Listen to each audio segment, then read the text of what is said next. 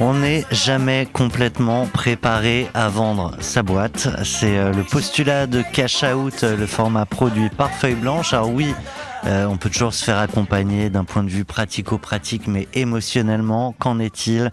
Vous connaissez les montagnes russes d'une création de boîte, d'une croissance de boîte. Eh ben, c'est au moins x10 quand on la vend. Pour monter ce format, j'ai le plaisir de retrouver autour de la table Sacha Delinerme. Ravi de te retrouver, Sacha. Salut Tom. Tu es le fondateur de Neumann, t'es mon super co-host. Avec nous, évidemment, notre partenaire de chez Neuflize OBC, Mélissa Mathieu. Bonjour Mélissa. Bonjour Mélissa. Bonjour. Tu es banquière privée chez notre partenaire Neuflize OBC. Et enfin, pour un cash-out, il faut un entrepreneur qui a cash-outé. Et c'est Jérémy Erskovic. Bonjour. Ravi de te retrouver. C'est Jérémy. Bienvenue. Tu es le fondateur de SoClose, une société que tu as cédée, je crois, pour près de 50 millions à un groupe chinois, le groupe Noblift. Et on va raconter tout ça. Tout à fait. Tu m'as promis, tu m'as dit, je suis là pour partager ce qu'on ne dit jamais ailleurs. Parenthèse pour dire que tu as organisé une soirée no bullshit juste avant le Covid, qui apparemment était plus qu'un succès. En tout cas, il n'y avait vraiment pas de bullshit. Et tu peux dire, non, c'était raté. Non, mais du coup, maintenant, je suis prêt à mon propre piège. Je suis obligé de tout dire. Sacha m'a appelé avant, il m'a dit, dis tout. Mais vraiment, dis tout. Donc, je vais tout dire. Et c'était pas sous la menace. C'était sous la menace, mais j'ai pas le droit de le dire. Pourquoi ce son pour lancer le format ? Pour deux raisons. Pour trois raisons même. La première, c'est que je suis un fan de musique et que j'ai commencé ma carrière par de la production exécutive. Donc je suis un fan de musique. La deuxième, c'est qu'il fallait trouver un sens à cette musique. Et en tout cas, à mon histoire, c'est que je suis quelqu'un qui est très drivé par l'émotionnel. Alors je travaille beaucoup sur moi là-dessus, mais en fait, je reste drivé par les émotions et mes envies. Positives comme négatives. Ouais, on essaie surtout sur le positif. Et que cette chanson, elle dit je suis né pour t'aimer. Et en fait... Born to love you. Voilà. Et moi, depuis toujours, j'ai toujours voulu être entrepreneur. Donc ça, c'était mon message. C'est-à-dire, moi, depuis tout petit, j'avais ce rêve d'être entrepreneur. Voilà. Donc, les raisons, c'est que j'ai toujours voulu faire de l'entrepreneuriat. Et la deuxième, c'est que j'ai toujours été drivé par mes émotions. Et voilà, l'une des plus grandes émotions, c'est l'amour. Voilà. Okay. Avant de lancer la musique d'après, une phrase pour résumer l'aventure de la session de SoClose. Un mot. Waouh. C'était sportif. Eh ben, on y va avec Survivor, Eyes of the Tiger. Qui est officiellement dans notre podium, top 3 des musiques Cash Out.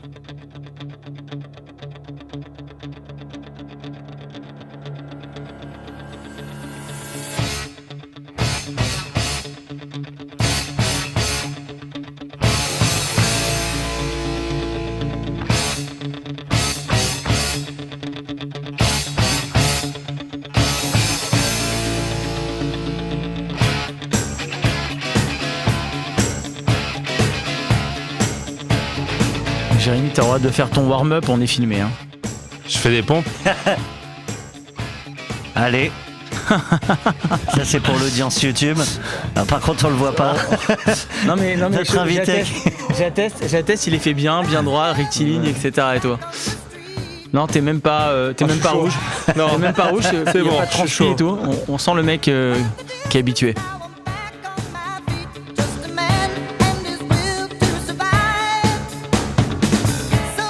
On aurait dû les faire avec lui normalement. Hein. C'est ça la solidarité. Allez-y, hein.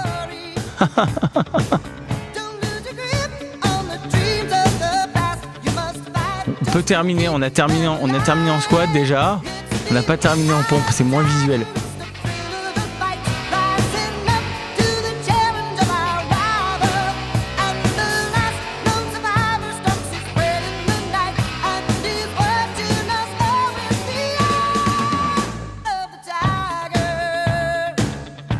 Je sais jamais l'arrêter tant qu'on n'a pas eu cette note. Moi, j'arrête pas.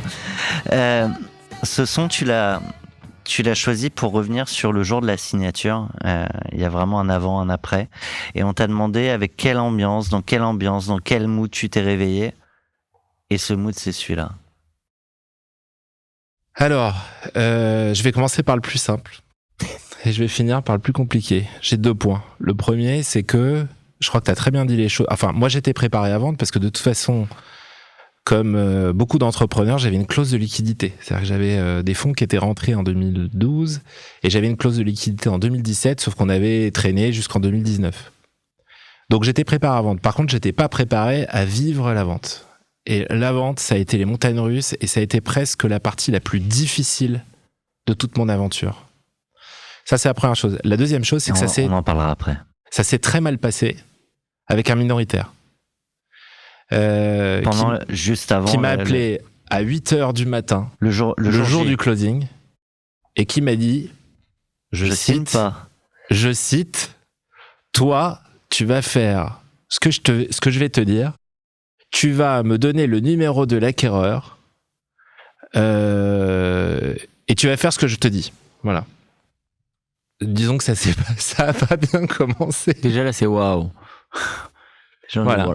Alors attends, première réaction. À chaud, t'es encore au téléphone. Tu lui réponds quoi? Je lui dis, alors c'est parce que, pour faire très très très très simple, c'était une réaction d'ego. Il m'avait proposé de faire quelque chose. J'avais étudié le sujet. J'avais pas beaucoup de temps. J'avais pas beaucoup de temps pour le faire parce que j'étais déjà dans cette aventure-là.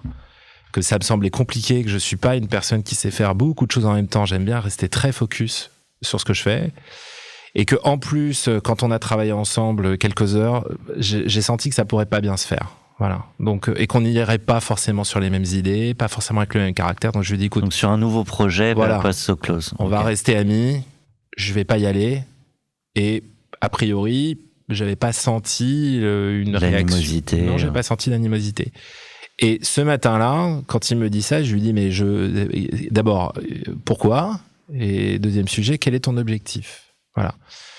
Et donc, il m'a dit, je vais appeler l'acquéreur pour lui dire à quel point tu es un mauvais garçon. D'accord.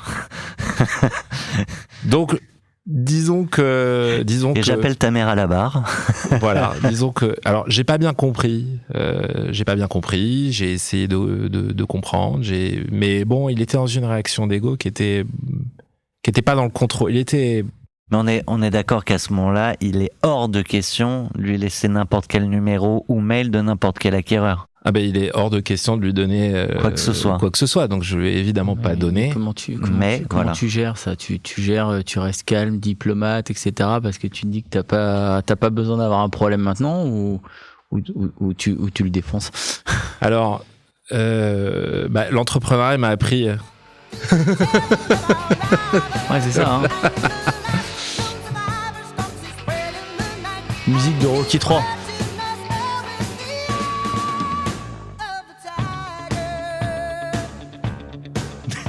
Alors la première chose, c'est que ce que m'a appris l'entrepreneuriat, c'est quoi qu'il arrive, toujours réfléchir avec le plus de sérénité possible. Mon expérience, c'est que, pourtant j'ai le sang plutôt chaud, c'est que... C'est pas chaud qu'on résout les... Ouais, pas du tout.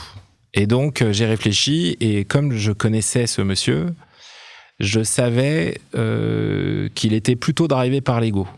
Et donc, ce que j'ai fait, c'est que j'ai travaillé en partenariat avec un certain nombre de mes actionnaires qui le connaissaient, qui avaient pignon sur rue, et qui, et tous ensemble, de chacun de notre côté, on a réussi à le calmer en jouant sur un certain nombre de leviers qu'on pensait être utiles pour le calmer. Voilà.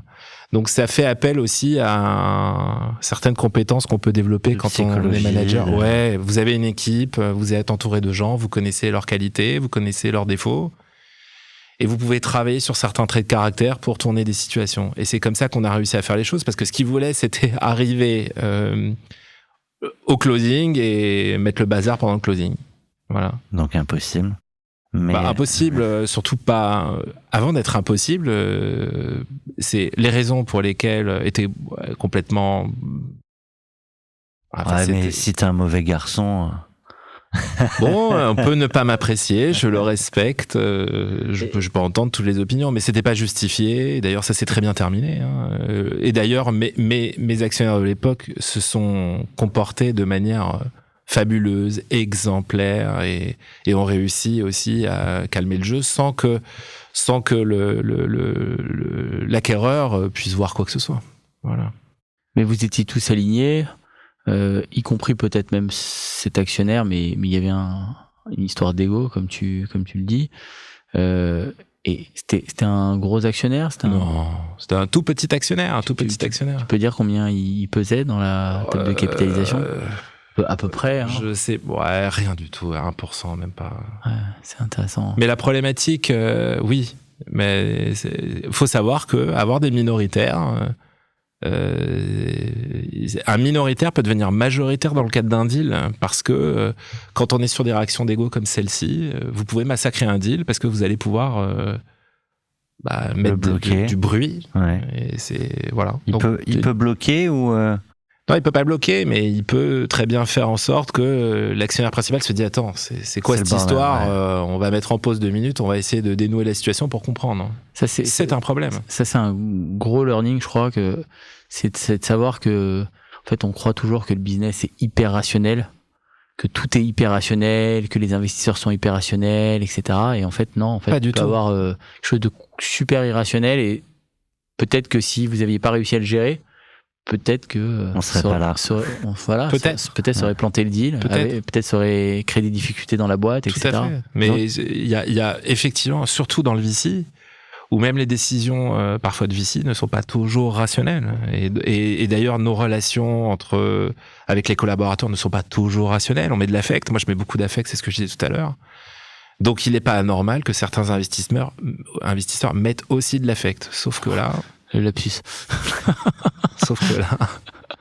Et donc, il est 8h, t'as cet appel. Mm-hmm. Petite montée d'adrénaline. J'imagine que pendant la demi-heure ou l'heure qui suit, le sujet, c'est de régler ça. À quelle heure est le signing? Alors, il est 8h, il m'appelle, pas de bonjour, avec cette injonction, et le deal doit se finaliser à midi. Donc, on a rendez-vous, 11h30 midi, donc on a rendez-vous, place de la Concorde. Ça veut dire que tu pars, pour aller signer, sans être encore certain que tout ça est réglé. Exactement. Avec des discussions avec certains de mes actionnaires pour leur faire part de la situation, pour réfléchir comment on peut inverser, comment on peut sécuriser le closing. Ouais. Et donc soit on allait très vite vers la bonne solution. Soit en le gérant lui, soit en trouvant à minima quoi pouvoir répondre. Oh non, c'était en le gérant lui. Ouais. C'était en le gérant lui. C'était voilà, comment on peut l'amener à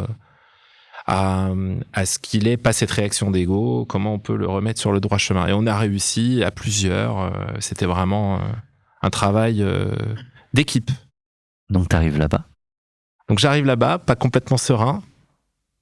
Toujours en ne sachant pas sachant que je savais qu'il viendrait. Hein. Et puis, c'est quoi la poignée de main quand il arrive? Il n'a pas.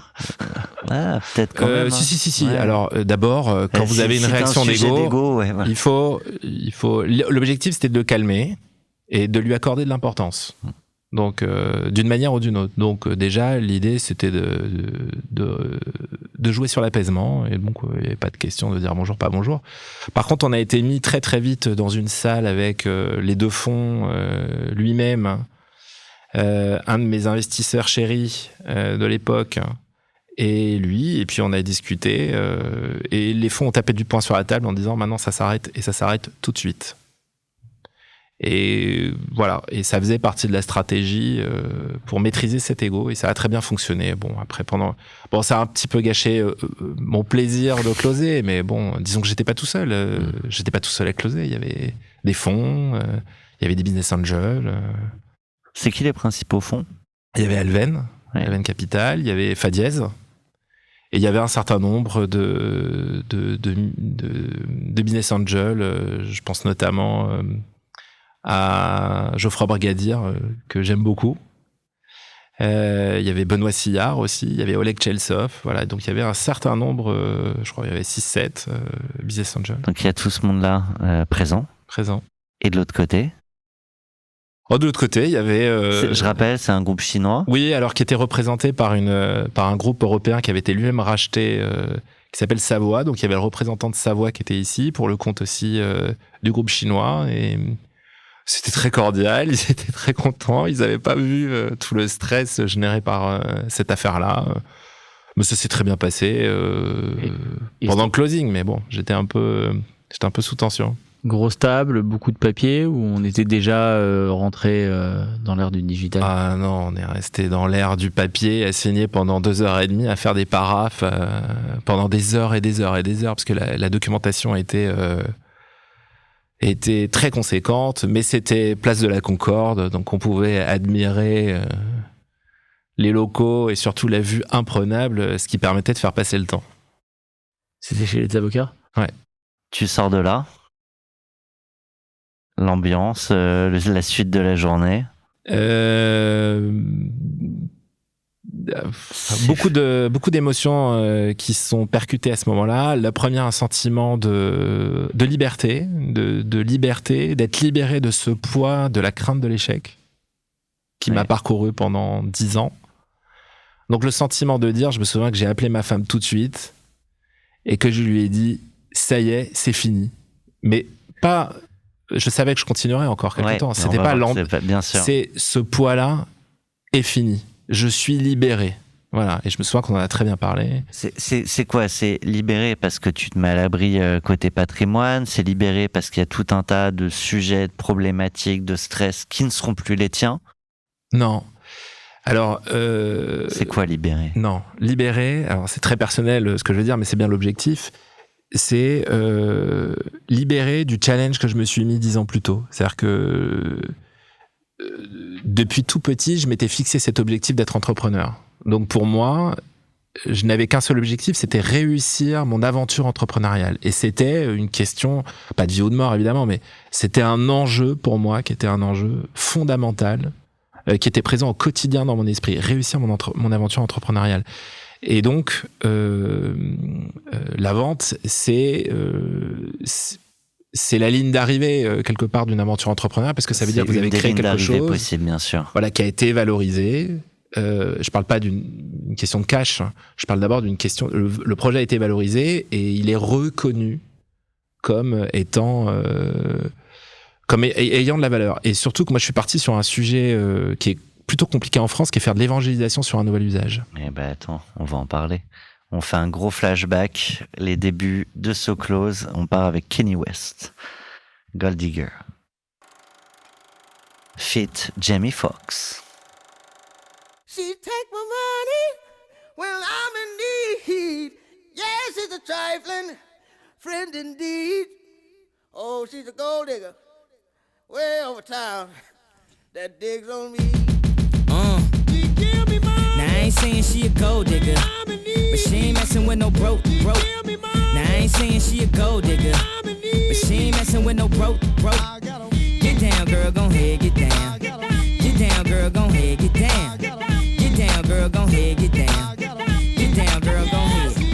Cutie the bomb, met her at a beauty salon with a baby Louis Vuitton under her underarm. She said, I could tell you rock, I could tell by your charm. Far as girls, you got a flock, I could tell by your charm and your arm. But I'm looking for the one, have you seen her? My psychic told me she have a like Serena, Trina, Gina for Lopez, 4 kids. And I gotta take all they bad ass to showbiz. Okay, get your kids, but then they got their friends. I pulled up in the Benz, they all got a pen. We all went to den, and then I had to pay. If you f***ing with this girl, then you better be paid. You know why? Là, je m'interroge sur le pourquoi. Alors, pourquoi? Parce que quand on est entrepreneur, en tout cas de là, moi où je venais, il y a forcément la sélection d'un projet. Je crois pas complètement, en tout cas pour moi, à me dire je vais foncer tête basse sur un projet qui me plaît. D'ailleurs, ça a été une réflexion pendant très longtemps, pendant So Close et après So Close, c'est quoi un bon projet? Et c'est quoi un bon projet quand on vit en France? Et donc, un bon projet, il doit avoir un certain nombre de critères. Quelle est la profondeur de marché ? Est-ce qu'on invente un usage ou est-ce qu'on digitalise un usage existant ? L'ensemble de ces critères fait que vous êtes à la recherche d'une pépite.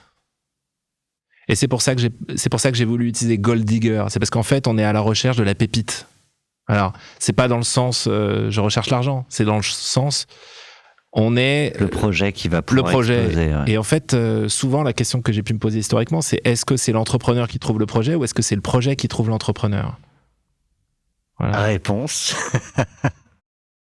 Je pense que Attends, personne l'échelle. n'a totalement la réponse et je pense qu'il y a un peu des deux. Vous avez des entrepreneurs qui sont posez la question à un entrepreneur, est-ce que tu pensais que ça ferait ça ? Dans 80% des cas, voire 90% des cas, il vous dit pas du tout. Pas du tout. Ça veut dire que vous avez cette intelligence, soit vous avez été extrêmement intelligent et puis vous avez imaginé Tout que de c'était suite. le bon projet, Ouais. c'était ça. Soit vous avez été intelligent, mais le projet vous a un petit peu trouvé aussi. C'est souvent ça. Ouais. Voilà. Parce que au milieu de ça, t'as des gens qui racontent une belle légende à la fin. Eh oui. J'ai eu l'idée tout de suite, j'ai toujours su comment fallait faire, etc. Mais en fait, non, quoi. Non, c'est C'est un peu les deux, quoi. Je reposais la question il y a pas très longtemps justement à des actionnaires de ma nouvelle boîte qui a fait une très très grosse boîte qui a été revendue proche du milliard et qui me disait mais non, je pensais pas du tout que ça ferait ça, il y avait 3000 collaborateurs, donc c'était une très grosse histoire. J'ai mes antennes qu'on fait tilt, tu nous l'envoies dans Cash Out ? Ah bah si vous voulez. J'en ai parlé à l'époque à Thierry Petit, chez Showroom Privé. Vous avez, beaucoup vous diront oui, j'avais imaginé que ça pourrait marcher, mais je n'avais pas imaginé que ça prendrait cette ampleur-là. Et donc, Gold Digger, c'est parce que finalement, quand on est entrepreneur, et notamment un entrepreneur comme moi qui est parti sur sa deuxième expérience, c'est comment vous cherchez à faire une grande aventure entrepreneuriale. Quels sont les critères ? Et alors, la bonne surprise, c'est que vous pensez toujours avoir les bons critères, puis vous rentrez dedans et vous voyez toujours des problèmes que vous n'aviez pas vus avant. Et ça, c'est la qualité de l'entrepreneur, c'est résoudre Ces problèmes. les merdes au quotidien. Ou de les éviter. Ouais. Comment... en fait, c'est de les prendre et comment de les résoudre. Voilà. Je pense que c'est l'une des premières qualités. C'est la résilience. Et alors, So Close, on en parle aujourd'hui après la session, Ouais. mais le So Close de la session, de fait, n'est sûrement pas le même qu'à celui des débuts. C'était quoi l'idée ? C'était quoi la pépite que tu projetais à l'époque ? Et globalement, l'idée c'est aussi de comprendre ce que fait So Close, ce qui a intéressé ce groupe chinois. Alors, quand j'ai démarré, donc moi historiquement j'étais consultant en stratégie dans un grand cabinet de conseil en stratégie qui s'appelle Roland Berger, dans lequel je me suis éclaté. Mais comme j'ai toujours voulu devenir entrepreneur, j'ai profité de la crise 2008-2009 pour prendre mon envol. Quand j'ai quitté ce cabinet-là, j'avais aucune idée de ce que j'allais créer comme boîte. Ce que je savais, C'est que talent créé. c'est que mes 30 ans étaient passés, que l'horloge biologique, l'alarme s'était enclenchée et que je m'étais dit c'est maintenant. Et j'ai cherché pendant 6 mois et un jour, j'avais travaillé sur un projet retail qui montrait, on appelait ça à l'époque le multicanal, c'est-à-dire qu'on se posait des questions entre et si un retailer permet de faire des ponts entre son e-commerce et ses magasins, qu'est-ce que ça fait ? Et on avait vu que Kiabi à l'époque avait eu des retours plutôt positifs de la part de ses clients. Et il se trouve qu'un jour, j'ai 2 jumelles, Sacha et Nora, et il se trouve que l'une des deux avait un doudou qu'elle mâchonnait. Et elle perd son doudou. Alors, pour tous les parents. Et là, faut le retrouver. Et là, faut le retrouver avant la nuit T'as moins blanche. de 24 heures. Et ma femme m'appelle et me dit tu fais ce que tu veux, mais tu me trouves le même doudou. Et donc, j'ai été sur mon mobile. C'était l'époque des premières applications. Et j'ai cherché potentiellement à voir où est-ce que je peux trouver le doudou. Et je me suis rendu compte qu'aucune application ne me permettait de trouver ce doudou-là. Et je me suis dit, forcément, c'est un usage. Je dois pas être le seul à l'avoir. Et donc, il doit y avoir une perte de consommation. Donc, je suis parti. L'idée historique, c'était l'époque quand même des moteurs de recherche, les comparateurs, historiquement. Moi, je m'étais dit, je vais faire une marketplace qui permet de chercher un produit, de savoir où est-ce qu'il est en stock. C'était ça l'idée première. Et à la fin, c'était plus du tout ça. Mais au début, c'était ça.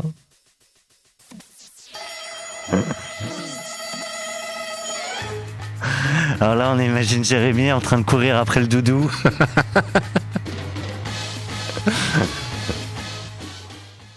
Est-ce que tu l'as retrouvé ? Et note pour les parents, achetez toujours les doudous en x5. Exactement. Ouais. C'est vraiment ce qu'on doit retenir aujourd'hui de cette interview, c'est ma acheter les leçon doudous. entrepreneuriale. Ouais, Dès le début, il faut stocker. faut stocker. Et donc, Et donc, je suis parti sur cette idée qui était de faire cette marketplace. Alors, au début, quand j'en parlais, on me disait « je comprends pas ». Et pourtant, tous les signes précurseurs aux États-Unis étaient là.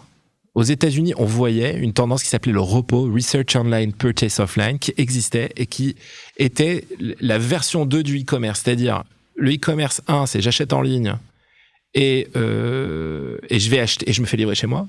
La version 2 du e-commerce qui pointait son nez à l'époque, c'était je vais sur Internet, je fais du pré-repérage pour préparer ma visite en magasin. Et donc, je suis parti sur ce projet-là, convaincu. Donc, je suis parti sur une évangélisation totale d'usage.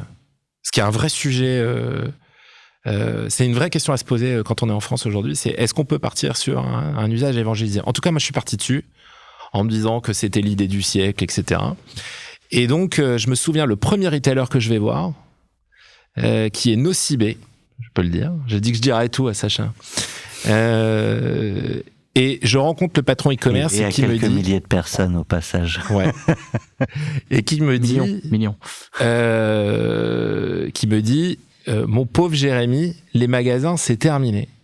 Et il se trouve que, voilà, petite histoire, que ce type-là était un type qui était plutôt humble et plutôt très sympa, qui m'a rappelé 9 mois plus tard, qui m'a dit, ça y est, j'ai tout compris, revenez. Et donc, je suis retourné le voir. Et donc, au final... cette marketplace a duré quoi, 2 ans et demi, le temps que Google dégaine les pandas pigeons qui ont flingué en fait les différents comparateurs. Et il se trouve qu'à cette époque-là, on a perdu 90% de notre trafic du jour au lendemain et qu'il y avait une autre réflexion qui était comment on monétise cette audience-là. Alors il y avait ce qu'on appelait les beacons à l'époque, il y avait les coupons, comme quoi il ne faut pas toujours succomber au mode qui existe notamment dans la tech. Il y a des modes, et Sacha le sait très bien, il y a des modes. Et parfois, il faut avoir cette force de caractère de se dire « je ne crois pas que ce soit le bon modèle pour moi ». Et donc, je n'avais pas succombé à ça parce que le modèle aurait été dans la main d'un acteur tiers, comme Google, les beacons, c'était compliqué. Et donc, j'étais parti sur un truc qui était très très simple, c'est je vois où mon produit est en stock et je le réserve. Comme ça, je ne me déplace pas pour rien. Sauf que l'évangélisation de cet usage était plutôt long. Et que l'un dans l'autre, Google qui sortait Panda Pigeon et tout le zoo, plus la longueur de l'évangélisation de cet usage, m'ont fait faire un pivot qui est en fait un client qui m'appelle, qui me dit « ton truc de réservation, il est super, mais je le veux sur mon site ». Et donc, on a complètement retourné le modèle en se disant « on va faire du… » Alors au début, on s'est dit qu'on allait faire B2C plus B2B.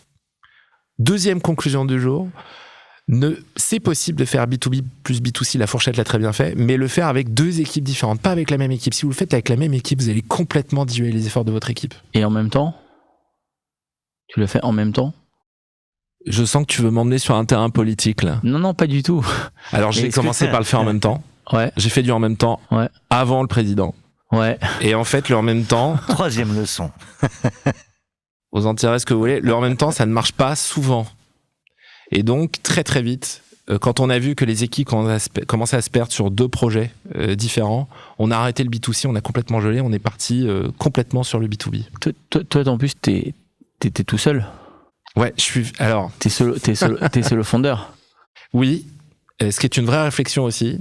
Attends, juste avant d'arriver à la réflexion, comme t'es solo fondeur, c'est-à-dire que tu peux avoir 2 équipes qui travaillent en parallèle sur 2 sujets différents. Mais toi, t'as qu'un seul cerveau. Ça te demande de doubler ta charge mentale, de doubler tes efforts, de doubler ton intelligence. C'est complexe, cette partie-là. Alors, c'est pas celle qui me faisait le plus peur, parce que je pars du l'expérience. T'as dit que tu savais pas faire 2 choses en même temps. Tu l'as dit la dernière. J'aime pas faire 2 choses en même temps. J'aime pas en faire. J'aime pas faire 2 choses en même temps. Sacha est en forme, il ne te lâchera pas. Je vois ça. Non, j'aime pas faire 2 choses en même temps, mais quand j'étais quand même plutôt au début de cette aventure-là. Quand on débute une aventure, on n'a pas toujours les moyens de se payer des managers de très grande qualité. Et donc, vous devez faire avec. Et donc, forcément, en tant que fondateur, en tant que CEO, vous devez compenser une partie. Si vous avez des équipes qui sont extrêmement matures, vous pouvez faire ça. Et même vous avez des équipes à ce moment-là séparées. Sauf que ça coûte 2 fois plus de cash. Parce que des équipes différentes avec des profils très expérimentés. C'était pas mon cas à l'époque, donc j'avais estimé que c'était pas le moment et qu'il valait mieux se concentrer sur déjà faire décoller un business et pas 2 en même temps. Donc t'es parti sur le B2B. Je suis parti sur le B2B. Je me souviens, je vais la citer parce que je m'en souviendrai longtemps. À l'époque, ça m'arrivait d'appeler quelques entrepreneurs, voilà, parce que c'est vrai que se parler, ça fait du bien. Et j'avais appelé Stéphanie Pellapra, qui m'avait raconté... Qui était la fondatrice de Restopolitan, concurrent à l'époque de La Fourchette. Exactement. Et qui m'avait dit cette petite phrase très sympathique, elle m'avait dit, tu sais, quand tu trouves ton moldette, tu le sais. Et j'ai tout de suite vu que c'était ça, parce que j'ai eu tout de suite, et c'est parti très très vite. Très vite. Et donc on a eu beaucoup de demandes pour ça, et donc cet usage a commencé à s'installer de manière assez forte. Ça a mis du temps quand même, mais j'ai senti qu'il y avait une vraie traction. C'est plus rapide là-dessus. de développer l'usage avec des sites qui ont des trafics énormes et qui vont le proposer à leurs utilisateurs. Exactement. Ouais. Exactement. C'était plus simple. Et si on revient sur, je t'ai coupé, je suis désolé, mais sur le côté qui est très intéressant aussi, sur le côté solo founder. Ah, alors,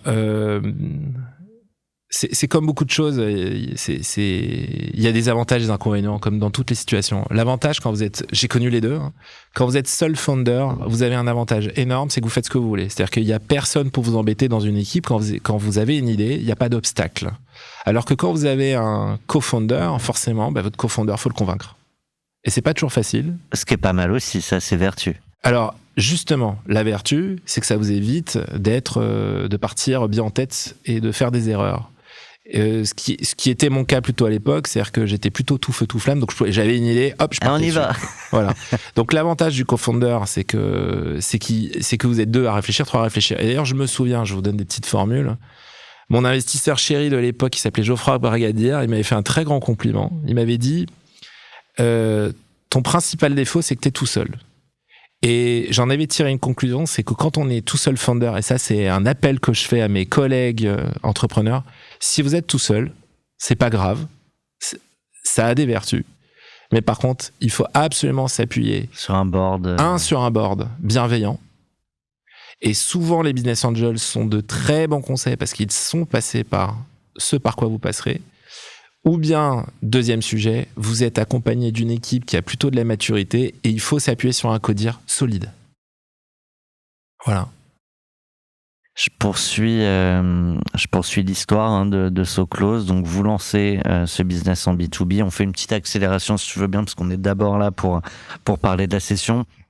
Mais typiquement, 1 an avant la session, où est-ce que vous en êtes ? Alors, on en est accéléré, parce qu'en fait, l'installation de l'usage a été long. Et puis, l'omnicanal, ce qu'on appelle l'omnicanal aujourd'hui, qui est connu de tous les retailers, il a été multiforme. Et donc, il a fallu développer une première fonctionnalité, une deuxième fonctionnalité, une troisième fonctionnalité, une quatrième fonctionnalité. On en était toujours, en fait, à essayer de conquérir de plus en plus de retailers, avec une dernière fonctionnalité qui est sorti et qui est devenu complètement majeur aujourd'hui et qui change le modèle économique des retailers, qui s'appelle le Ship from Store, pour information. On en était à déployer ce truc-là. Voilà, on était à déployer ce truc-là. Voilà. C'est quoi ? C'est tous les outils pour pouvoir... Alors, ça permet quoi ? Pour faire en 30 secondes. Je fais juste cet aparté-là, comme ça au moins vous comprendrez, parce que c'est un peu technique. C'est pas mal, on aime bien comprendre. Alors, je vais le vulgariser. L'histoire du retail, c'est vous avez un magasin, vous avez un stock. Vous avez un e-commerce, vous avez un stock. Donc, quand vous allez dans un magasin, vous achetez sur ce stock-là. S'il n'y a pas dans ce stock-là, vous repartez bredouille. L'omnicanal, c'est unifier ces stocks physiques, les unifier de manière informatique, de manière à ce que quand vous avez un besoin, que vous rentrez dans un magasin, vous pouvez être servi par un autre. Ça unifie les stocks, ça casse la rupture. Et ça veut dire que pour le même niveau de stock, un retailer va faire 30% de vente en plus. Donc c'est pour ça qu'aujourd'hui, les retailers se bousculent pour s'équiper d'omnicanal. C'est parce que ça permet, d'améliorer l'expérience client, et ça permet de mieux écouler ses stocks, et donc de faire plus de cash pour le même niveau de stock. C'est un truc qui paraît évident aujourd'hui. Mais qui n'était pas du tout. Mais qui l'est toujours pas. Enfin, qui est toujours pas. T'as pas équipé encore tout le marché. Alors, tout le monde n'est pas équipé, mais quand vous allez voir un retailer, contrairement à ce que j'ai connu quand j'ai démarré, vous parlez d'omnicanal à un retailer, vous dites oui, je sais très bien ce que c'est. Et ils veulent tous y aller, c'est une question de temps. Ouais, maintenant ils savent ce que c'est, ouais. Tous, ils savent tous. Mais c'est une question de temps, c'est une question de. C'est comme un projet technique. Donc, est-ce qu'ils y sont ? Vous savez, c'est comme l'e-commerce, tout le monde ne s'est pas mis au e-commerce du jour au lendemain. Tout le monde n'a pas eu Salesforce, Shopify du jour au lendemain. Les principaux freins, c'était des freins techniques. Non, le principal frein historique, c'était l'installation d'un usage. Ce qui est un gros sujet. Ce qui est un gros sujet, notamment si vous allez avoir des fonds. Je me souviens d'un dîner de closing que j'avais fait avec mes amis d'Alven à l'époque, qui m'avait dit l'une de nos grosses thèses, c'est d'investir dans des boîtes qui ne créent pas un usage, mais qui vont sur un usage existant, mais qui le disruptent par la digitalisation. Alors on pourrait se poser la question aujourd'hui de la même chose avec l'IA. Voilà. Et donc le premier frein historique, c'était l'installation d'un usage. On vous dit souvent que c'est long. Je vous confirme en tout cas que dans mon cas, ça a été long. C'est quoi long? L'installation d'un usage, ouais, c'est une petite dizaine d'années. Oui, vous pouvez passer votre temps à installer un usage. Voilà.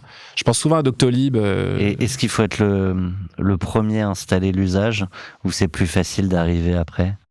C'est toujours plus facile d'arriver après et de venir avec des plus gros moyens et d'être dans le sillage de quelqu'un qui a évangélisé. Quand vous évangélisez, bah, vous essuyez les plâtres. Hein. Et ça coûte du cash.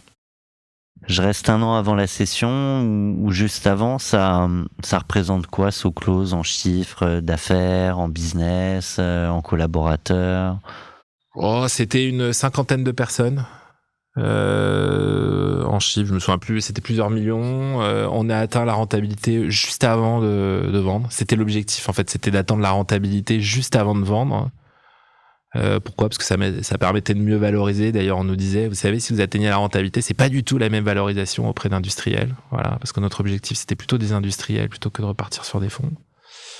Et puis l'objectif, c'était de continuer cette percée, parce que cette percée de l'omnicanal, bah, l'évangélisation, elle s'arrête pas le jour où Jérémy vend. L'évangélisation, elle continue encore aujourd'hui d'ailleurs. Je te propose, moi, de continuer dans Cash Out et de passer à toute cette phase où il va y avoir des négos. Évidemment, avec ce repreneur chinois, mais il y en a peut-être eu avant, dont tu pourras nous parler, ouais, des tentatives sûr, ouais. de rapprochement. Et pour raconter tout ça, on part avec Money, Power and Respect. C'est de DMX et Lil Kim. See, I believe in money, power, and respect. First you get the money, then you get the motherfucking power. After you get the fucking power, motherfuckers will respect you. Money, power, respect, what you need in life. Money, power, respect, you'll be eating right. Money, power, respect, sleep at night, you'll see the light. Key to life. Money, power, respect, what you need in life. Money, power, respect, you'll be eating right. Money, power, respect, money, power. Je vous donnerai ma playlist. C'est que j'étais en train de me dire qu'à la soirée on allait en ressortir quelques-unes parce que ça met dans une ambiance. Ah, c'est obligé. À la fois tu pars à la guerre mais tu pars confiant avec un son comme ça. Exact, tout à fait vrai. Tout à fait vrai. Tu sais que ce que tu dis, c'est tellement vrai que quand j'avais des moments difficiles, j'allais courir et je me mettais des musiques comme ça et je revenais. Je lui ai dit non mais en fait Évident. mes problèmes c'est rien du tout. C'est pour ça que tu fais les pompes à une main maintenant. Exactement. Je te remercie de l'avoir remarqué. Ouais. Et puis le petit Ouais, les pompes claquées et tout, bravo. classe. Comment l'idée comment l'idée et le moment De vendre. de vendre est arrivé? Alors l'idée était très simple, c'était l'idée de mes actionnaires. J'ai eu peur qu'on reparte sur la boîte au tout début. Oui. Ouais, j'ai dormi pendant un quart d'heure, désolé. L'idée elle était très simple, c'est que comme tout entrepreneur qui signe avec des VC, il y a une clause de liquidité, sauf si vous négociez des clauses de liquidité qui sont très dont très tu longues. parlais tout à l'heure. Voilà, et nous il y avait une clause de liquidité, donc on savait qu'à un moment ça devait s'arrêter. Mais pour reprendre ce qu'on disait tout à l'heure, ouais. Excuse-moi, garde ton idée. Mais tout à l'heure, tu l'as dit, on devait, je crois, liquider 2017. On a réussi à prolonger jusqu'en 2019. Déjà, ça commence à se négocier. C'est parce qu'il n'y a pas de sortie en vue. C'est parce que tout le monde voit l'intérêt de prolonger pour atteindre la rentabilité. C'est déjà qu'est-ce qui explique ce prolongement ? C'était, on était toujours dans la phase d'évangélisation, on équipait, on voulait grossir, on voyait qu'on avait du pipe encore devant nous, et l'idée c'était de dire que si on atteignait la rentabilité, forcément ça changerait quelque chose. Donc tout le monde est aligné. Pardon. Oh bah c'est même, On est connecté. je vais vous dire, c'est même les fonds qui avaient poussé pour faire ça. C'est eux qui avaient dit, écoutez, on n'est pas à la fin de notre fonds. On n'est pas obligé de rendre l'argent maintenant, on a encore un peu de temps devant nous, donc prolongeons. Et donc on a d'un commun accord tous ensemble, y compris moi d'ailleurs, j'avais envie de continuer l'aventure, donc faire 2 ans de plus, il y avait du challenge pour moi les plus. Question, pardon, et tous les deux vous aurez peut-être une réponse, mais quand tu fais entrer plusieurs fonds, est-ce que c'est un sujet de savoir est-ce qu'ils sont ils ont le même timing de sortie les uns les autres et d'arriver à peu près sur des fonds qui ont une même stratégie, un même timing de sortie projeté? Généralement, quand ils entrent, il y a un pacte d'actionnaires, donc normalement tout le monde est aligné sur le pacte d'actionnaires qui est négocié. Et puis après, c'est comme un mariage, faut réussir à s'entendre, faut réussir à s'entendre. Et moi, j'ai eu la chance, c'est que il y avait que des gens formidables et intelligents dans ce board-là. Et on arrivait toujours à composer. D'ailleurs, on avait eu une offre de rachat. Pourquoi là on y croit? Parce que depuis tout à l'heure, tu fais pas de bullshit. Oh, non, parce que sinon, tout le monde, c'est toujours fabuleux. Non. Je peux dire que j'ai été accompagné par des gens super. C'est important de le dire. C'est important de le dire. C'est pas toujours l'expérience de chacun avec des fonds. J'ai eu des business angels qui m'ont permis de grandir de manière très claire. Non, moi je suis très reconnaissant auprès de ces gens-là qui m'ont aidé. Et d'ailleurs, il faut toujours réussir à s'entendre, et je crois qu'on a réussi à s'entendre pendant tous les moments, y compris en 2014 où on a eu une offre de rachat qui était complètement impromptue. Et je me souviens qu'on était en board et que les fonds disaient ouais mais bon c'est un peu tôt, et puis finalement ça représentait quand même beaucoup d'argent pour tout le monde, et donc on s'est dit ouais mais c'est beaucoup d'argent pour tout le monde, donc c'est pas une mauvaise affaire. Et puis finalement ils avaient dit bon ok, même si c'est trop tôt, pourquoi pas, allez. Et alors mais ça s'est pas fait in fine. Ça ne s'est pas fait parce que c'était un très grand groupe qui était coté, qui est très connu, qui ne va pas très bien depuis très très très longtemps, et ça ne s'est pas fait. Qui à ce moment-là n'allait déjà pas très bien. Qui allait pas très très bien, mais il allait encore plus mal la semaine où l'achat devait être entériné, puisqu'il était coté en bourse et qu'il a cassé ses covenants en bourse à ce moment-là. C'est-à-dire qu'il a cassé un certain nombre de limites au niveau qui faisait qu'en fait sa dette commençait à devenir non remboursable, et donc ils ont abandonné l'opération. Et au final, j'étais soulagé parce que j'avais envie de continuer l'aventure. C'est-à-dire qu'à une semaine du signing avec eux... Ouais, j'ai reçu un petit coup de téléphone qui disait on abandonne tout. Alors ça va que t'espérais continuer, mais quand t'as commencé à mouliner pour certains en se disant c'est évident, ça va se faire, et tu t'es projeté à plein de niveaux, personnel, professionnel, pour vendre. Alors je vais te faire un petit cadeau. C'est que je vais te permettre de faire la transition avec la suite. C'est l'attente. C'est ce qui est le plus difficile dans un process de vente, c'est l'attente. Elle est terrible, l'attente. Et dans ce cas-là, j'avais pas forcément d'attente, parce que jusqu'au bout, j'avais du mal à y croire, et que j'avais au fond de moi cette envie très forte de continuer. Je me disais c'est dommage. Donc je m'en suis relevé très très vite. Par contre, cadeau, quand il a vraiment fallu céder, que c'était l'heure de céder, là ça a été très difficile. Ouais. Ça a été très difficile. On va rentrer dans Sacha. Ouais. On va pas rentrer dans Sacha. Tu veux reparler de l'idée initiale ? Je voulais juste rebondir sur le timing. Tu peux effectivement avoir différents, dans certains cas, là c'était pas le cas, mais tu peux avoir des investisseurs qui sont rentrés à des moments différents, qui peuvent avoir des timings différents. Logiquement, un nouveau pacte devrait écraser le pacte précédent pour réaligner tout le monde, etc. C'est pas toujours le cas. Et quand c'est pas le cas, ça peut être très compliqué, selon les calendriers des uns et des autres, selon les thèses d'investissement des uns et des autres, selon les configurations des uns et des autres. Je parle des investisseurs institutionnels, surtout des fonds d'investissement. Donc ça c'est un truc important, c'est qu'il faut essayer d'aligner à chaque fois qu'on fait une levée de fonds, à chaque fois qu'on fait un tour, à chaque fois qu'on fait une opération, d'essayer d'aligner de réaligner tout le monde, de repartir un peu d'une feuille blanche, parce que sinon effectivement ça peut être compliqué. Là ça n'a pas été le cas, mais c'était pour rebondir. Et j'avais une question avant qu'on passe à la suite. Quand tu as décidé, ok, tu avais une clause de liquidité, il fallait que tu vendes, il fallait que tu sortes tes actionnaires, parce que c'est ça en fait. Toi tu peux rester, tu peux continuer. Est-ce qu'à ce moment-là, il s'est posé la question industrielle, de faire rentrer un autre fonds à la place de tes actionnaires, des fonds qui auraient pu continuer t'accompagner encore un certain nombre d'années, voilà, ou est-ce que c'était on vend Alors je vais dire un truc ici qu'on dit pas souvent en dehors, c'est que alors effectivement je me suis posé la question et j'essaie toujours d'analyser. En tout cas, ce qui est difficile, c'est que j'ai toujours essayé d'analyser ce close comme quelque chose qui ne faisait pas partie du prolongement de ce que j'étais, donc vraiment de manière assez froide. Et en fait, le retail pour moi, n'est pas un sous-jacent aujourd'hui compatible avec un investissement par un VC parce que c'est un marché qui est petit, c'est un marché qui est malade, plutôt en décroissance d'ailleurs.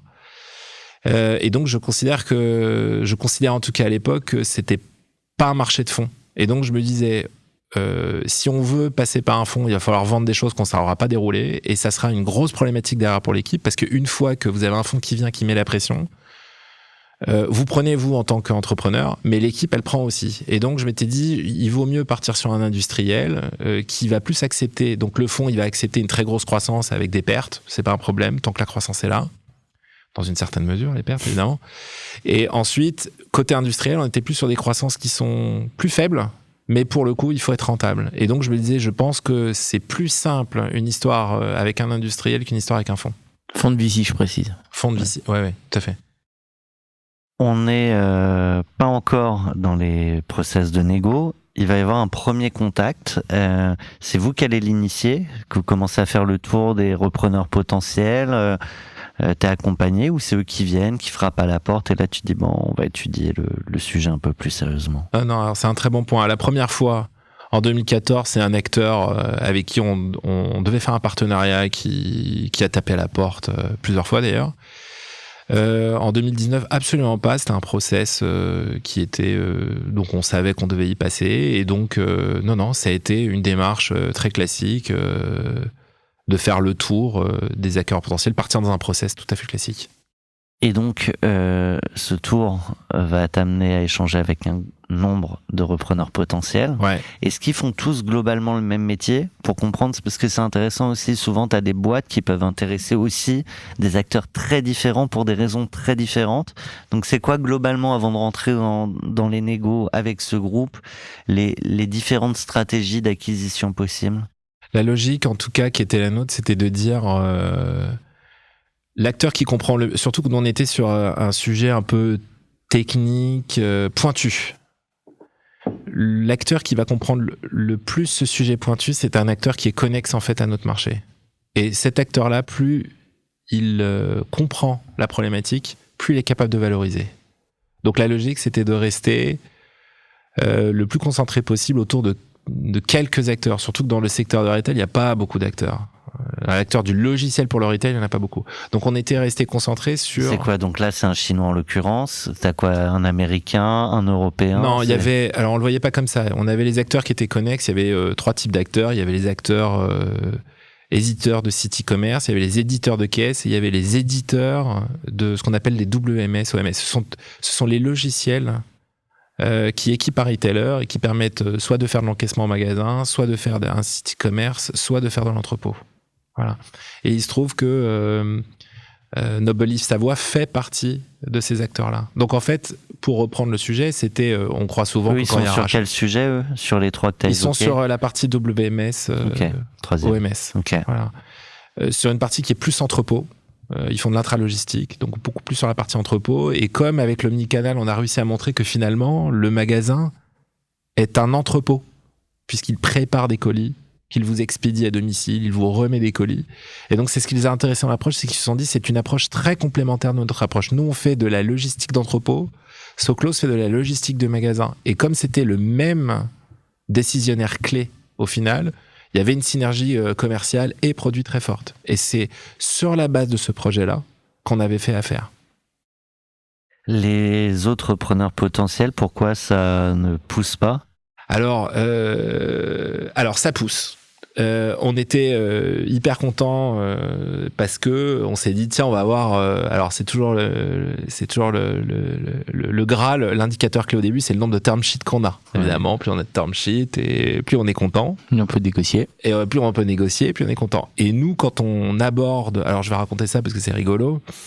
D'abord, on allait voir un concurrent qui vraiment nous aimait pas beaucoup sur le marché parce que on les embêtait et donc on allait les voir. Donc ça, il y a l'expérience d'aller voir un concurrent puis de baisser un peu son slip pour montrer ce qu'il y a dedans, tout en faisant en sorte qu'on cache quand même les bijoux de famille. Ouais. Voilà. Donc il y a cette expérience-là qui est pas agréable, en tout cas qui n'a pas été agréable pour moi, mais qu'on a fait parce que c'était. On représente d'abord une société. On représente pas que la société, les actionnaires nous font confiance, donc il fallait le faire. Donc on l'a fait, ils étaient assez intéressés. Comment t'ouvres globalement le capot sans tout montrer au moment où le process avance? Oh, c'est assez facile parce que c'est toujours la même chose. Alors ça, je le dis aussi à mes amis entrepreneurs, mes collègues.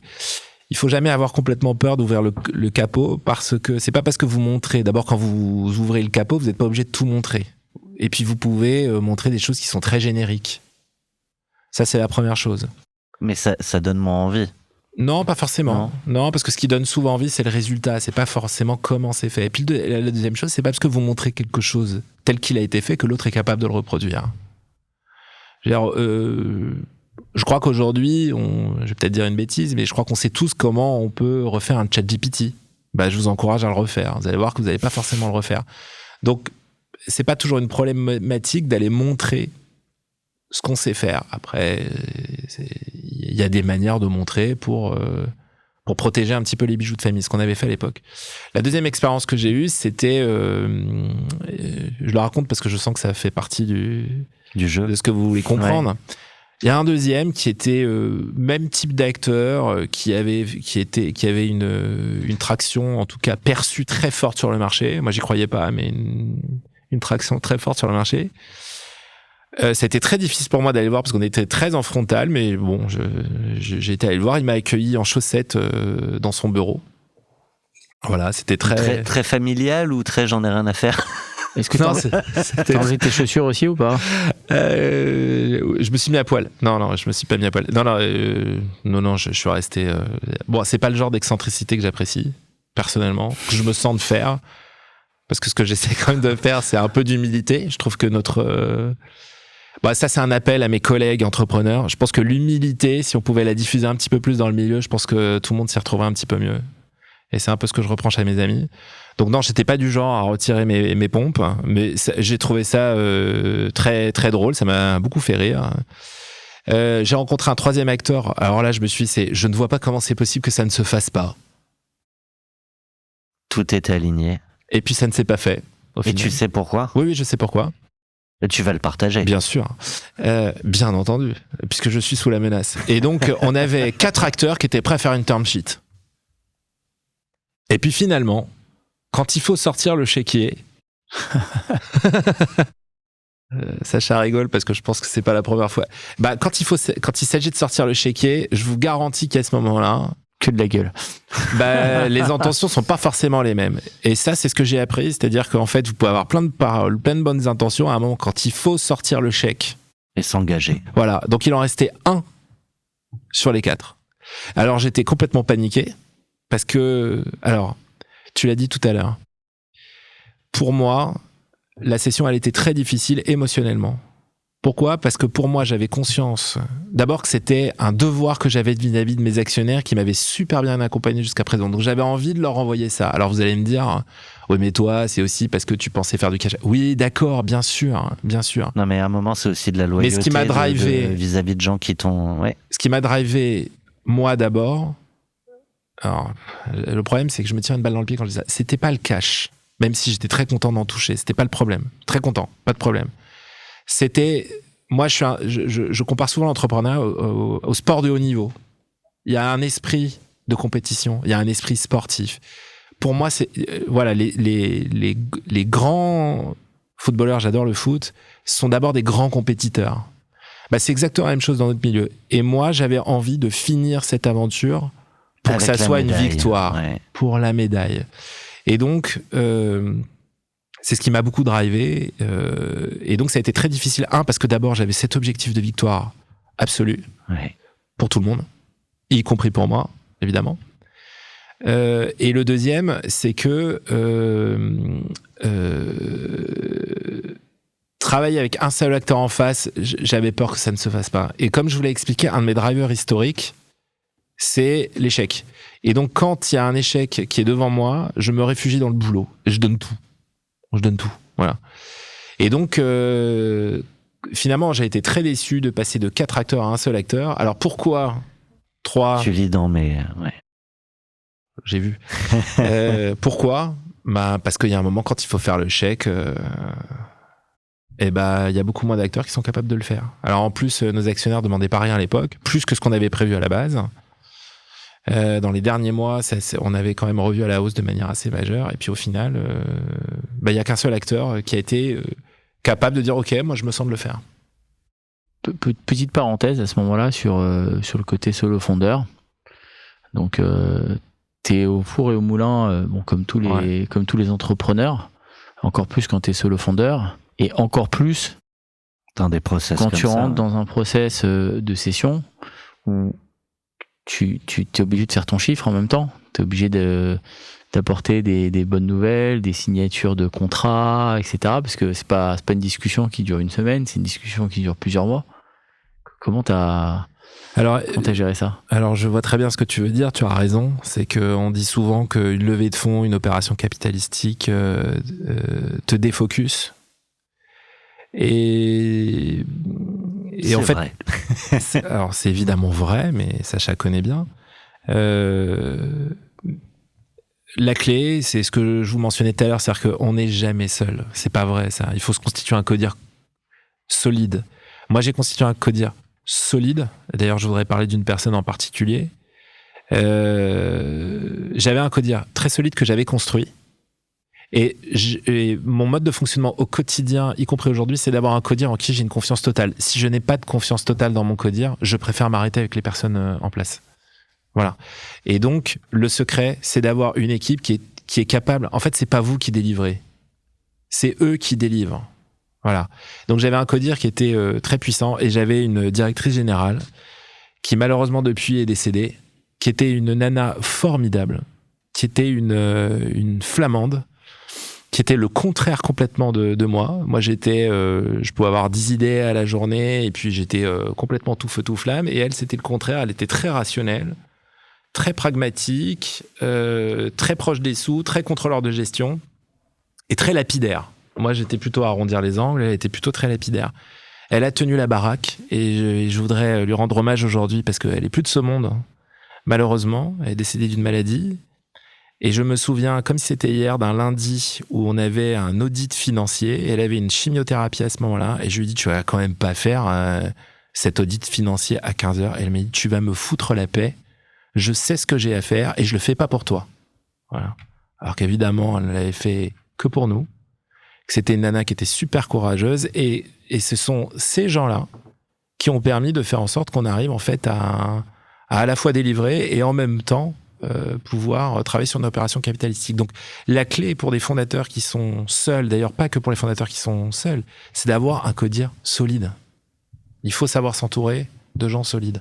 On parle souvent avec les entrepreneurs d'un niveau d'incompétence qui est pas le même pour chacun. Mais est-ce qu'à un moment tu t'es dit, waouh, là on arrive dans des sujets ou des questionnements sur lesquels c'est complexe. Faut que je muscle encore. Alors, c'est une très bonne question. Ce que j'ai ressenti au fur et à mesure quand vous êtes deux, ce qui m'est arrivé au début, c'est pas la même chose que quand vous êtes une centaine. Et dans ma perception, le travail du fondateur, il évolue de manière constante, puisqu'au début, vous êtes au four et au moulin, et puis au fur et à mesure du temps, vous allez recruter des ressources qui sont meilleures que vous sur chacun des sujets. Et donc, forcément, votre rôle évolue, et il peut arriver à un moment que le fondateur se sente un peu perdu dans les tâches qu'il a à faire. Et c'est quelque chose il faut pas en avoir peur. Mais ça, je pense qu'on est aligné, que tous les entrepreneurs le vivent à un moment de leur vie. Toi, sur ton histoire à toi, à quel moment tu t'es dit là? Tous les 2 ans. Ok.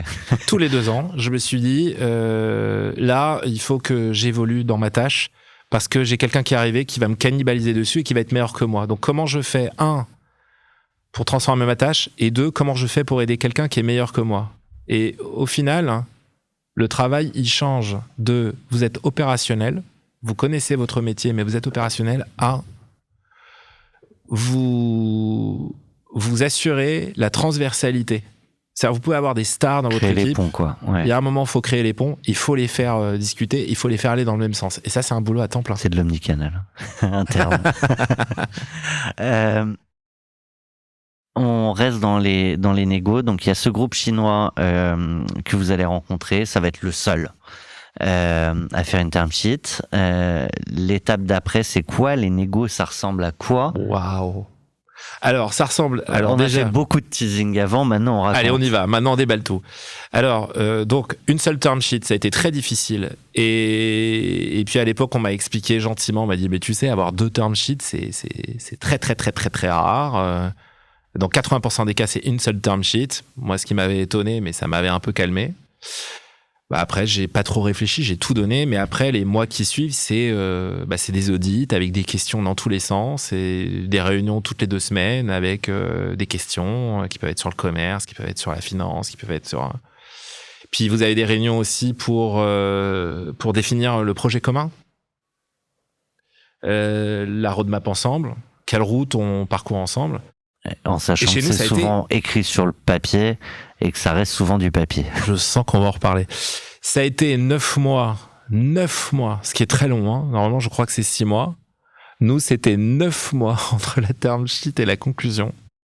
Faut des nerfs d'acier, là. Faut des nerfs d'acier parce que toutes les semaines, j'avais la trouille que ça tombe, même si je sentais qu'il y avait un attrait, il y avait un attrait profond hein, chez notre interlocuteur. Et puis plus le temps passe, plus tu dis après tout ce qu'ils ont misé en temps, en énergie, en moyens. Non, ils peuvent abandonner.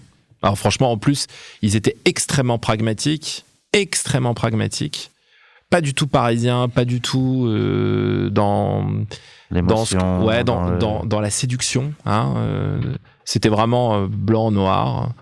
Et ça a duré 9 mois. Et nous avons closé le 6 février 2020, soit 1 mois avant shutdown Covid. Ah, mais...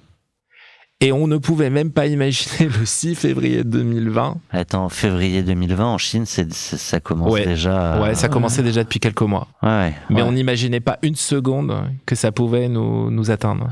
On n'y était pas du tout. Et on a closé.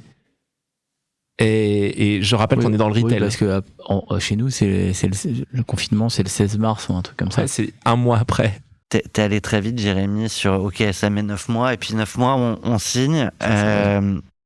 L'intervalle de ces 9 mois, donc il y a tous ces audits, etc. Mais est-ce qu'il y a des moments où tu te dis là, c'est chaud, mais pour une bonne raison, soit parce que de votre côté, il y a ça ou ça qui se fait pas, qui avance pas, ou soit parce que t'interprètes une réaction, un mail, un coup de téléphone, où tu dis c'est pas gagné non plus. Alors, dans mon cas personnel, j'ai jamais senti que ça pouvait lâcher, mais j'ai fait un truc qui m'avait fait un peu peur à l'époque, qui était assez sport, c'est que j'avais sorti mon directeur commercial pendant le process de vente. Ce qui était un vrai questionnement. Pourquoi ? Parce que je considérais à l'époque qu'il n'arrivait pas à délivrer ce qu'on pouvait attendre de lui, et je me suis dit qu'il n'y arriverait pas parce qu'il n'avait pas la bonne approche et que j'arriverais pas à le changer. Et donc j'ai pris le risque en plein process de vente de modifier l'organisation commerciale. Ce qui n'a pas été... Mais je considérais que c'était... D'abord, il faut savoir une chose, c'est qu'on ne fait pas tout que pour l'acquéreur. On fait d'abord les choses... Pour la boîte. Bien sûr. Et donc, on considérait que c'était la bonne approche. Après, je savais aussi que c'était un risque... le risque, c'était un risque de perception. Perception et puis peut-être un décalage de... Alors, non, parce que comme une de mes qualités principales à l'époque, hein, depuis j'en ai développé tellement... mais une de mes qualités, pas de bullshit. J'en ai beaucoup des qualités.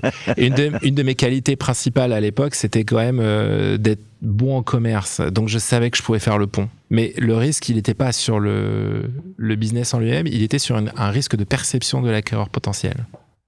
Et donc j'ai pris ce risque-là parce que je me suis dit c'est ce qu'il fallait pour la boîte. Ouais, mais comme tu savais avec qui tu discutais à ce moment-là, tu savais que peut-être que c'était pas l'élément central pour lequel ils voulaient t'acheter, c'était peut-être pas le directeur commercial ou l'équipe commerciale. Alors ils ont pas vraiment acheté pour l'équipe, ils ont acheté pour ce qu'ils voyaient, c'est-à-dire il y avait une dynamique, le produit était très bon, les retours des clients étaient très bons. Après on attendait tous que c'est toujours pareil, on attend toujours que ça soit plus dynamique. Moi en l'occurrence j'attendais vraiment que ça soit plus dynamique et je partais du principe qu'il fallait transformer l'équipe commerce pour y arriver. En fait, le petit point, c'est que quand vous faites de la vente, il faut pas prendre des gens qui sont bons en vente parce que ça ne veut rien dire. Il y a différents types de ventes. Il y a des ventes longues, il y a des ventes courtes, il y a des produits complexes et il y a des produits qui sont pas complexes. Et vous avez des gens qui sont, c'est comme dans le foot, vous avez des gens qui sont, parfois ils sont très très bons pour arriver devant le but mais qui arrivent pas à buter. Ben, c'est exactement la même chose. Vous avez des profils qui sont très bons pour faire des ventes longues et des produits complexes et d'autres non. Le deal making. Voilà. Et c'était là où je m'étais un peu fourvoyé. Soit on accélère très vite vers la suite, soit il te revient en tête des anecdotes pendant toute cette phase de négo. Non, j'ai eu cette anecdote dont je vous ai parlé, qui m'avait marqué, qui est Tineke Pralier, avec la DG, qui est avec ses branchements en pleine chimio à faire ce que l'acquéreur savait pas, hein. En train de faire un point sur la partie financière. C'est ce que je garderai en mémoire. Voilà. T'étais accompagné, t'avais des avocats, t'avais une banque d'affaires. Ouais. C'est quoi pour toi le learning de tout ça, de comment se faire accompagner, comment constituer. T'avais fait une vendeur due diligence, VDD. Comment tu t'étais organisé par rapport parce qu'effectivement, la réflexion que je me fais, c'est que je me dis oui, effectivement, t'es arrivé assez vite à avoir d'avoir une term sheet, à avoir des intérêts. Puis après, ça a duré assez longtemps. Et donc je me pose la question de comment ça se passe. Alors, la réalité, c'est que quand il a fallu choisir les conseils, je me suis laissé driver par nos actionnaires parce que je partais du principe, moi je suis très équipe. C'était leur intérêt aussi c'était leur intérêt et ils avaient plus d'expérience que moi. Et je pense que c'est un truc que je referai pas. C'est que je pense que sur certains conseils, je ne serais pas parti comme ça après coup, mais je leur faisais confiance. Et j'ai compris pourquoi ils ont poussé ces choix, mais après coup, je pense pas que c'était... Pourquoi ? Pourquoi ? Parce que au final, c'est l'entrepreneur qui fait avec l'équipe, avec les conseils. Il faut être très proche de ses conseils. Il faut avoir une vraie relation de confiance. Il faut, voilà. Et je pars du principe que parfois, quand on fait les choix sur un nom, il vaut mieux faire le choix de personne que le choix de nom. Voilà, c'est un peu mon conseil là-dessus. Et ça, c'est un truc qui est arrivé de manière récurrente. C'est que parfois, vous écoutez vos actionnaires parce qu'ils savent, parce qu'ils sont passés par plus de fois que vous, parce qu'ils ont du cash et que parfois, vous avez peut-être Mais il faut savoir s'écouter soi. Voilà. À l'instant, d'entrepreneur. J'écoute l'oreillette qui me dit on accélère. Et on accélère avec Dionne Warwick, Stevie Wonder, Whitney Houston, Luther Vandross pour That's What Friends Are For.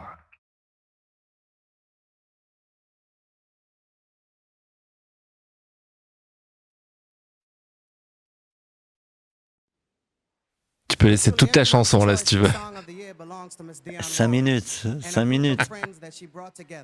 Written by Burt Bacharach and Carol Sega for a very important cause, and it's called That's What Friends Are For.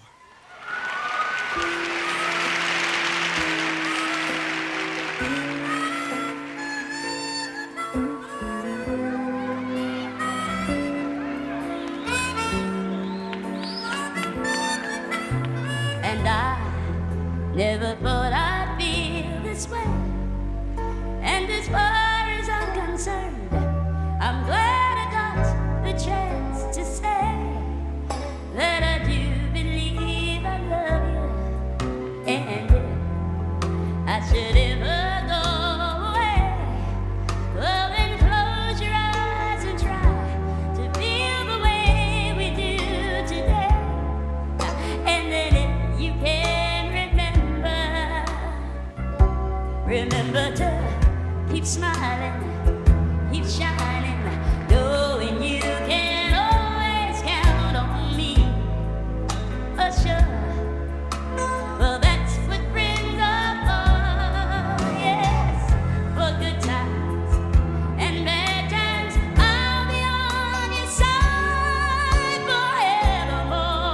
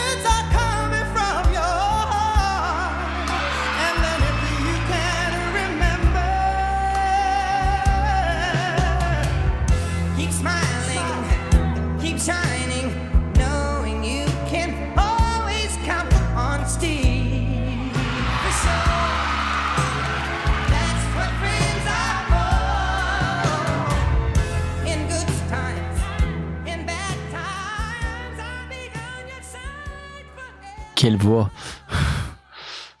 C'est une super version. Je sais que tu as choisi cette chanson d'abord pour parler de la suite. Mais avant ça, on vient de signer, c'était hier. Donc globalement, nouvelle aventure, mais donc nouveau mood aussi. Et il me semble que c'est la question que tu souhaitais aborder, Mélissa. C'est le moment. Alors Jérémy, nous sommes en 2020, le lendemain de la session de So Close. Quelle est votre toute première pensée ? Alors, j'ai 2 sentiments qui me parcourent. Le premier, un sentiment d'être arrivé sur la ligne d'arrivée, avoir conclu une histoire. Puisque l'entrepreneuriat est une grande aventure, c'est la fin d'un chapitre. Et la fin de ce chapitre, d'abord, c'est un sentiment de satisfaction, d'être allé au bout de cette recherche. Le deuxième, c'est une pensée pour ma famille, parce que le parcours entrepreneurial, il a un coût. Et donc, je savais que je rentrerais dans une nouvelle étape avec ma famille, dans une étape avec plus d'apaisement, plus de temps à passer avec ma femme et mes filles.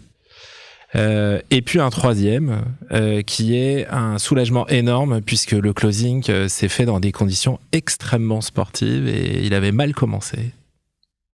Tu as parlé du coût pour l'entrepreneur. On le rappelle jamais assez.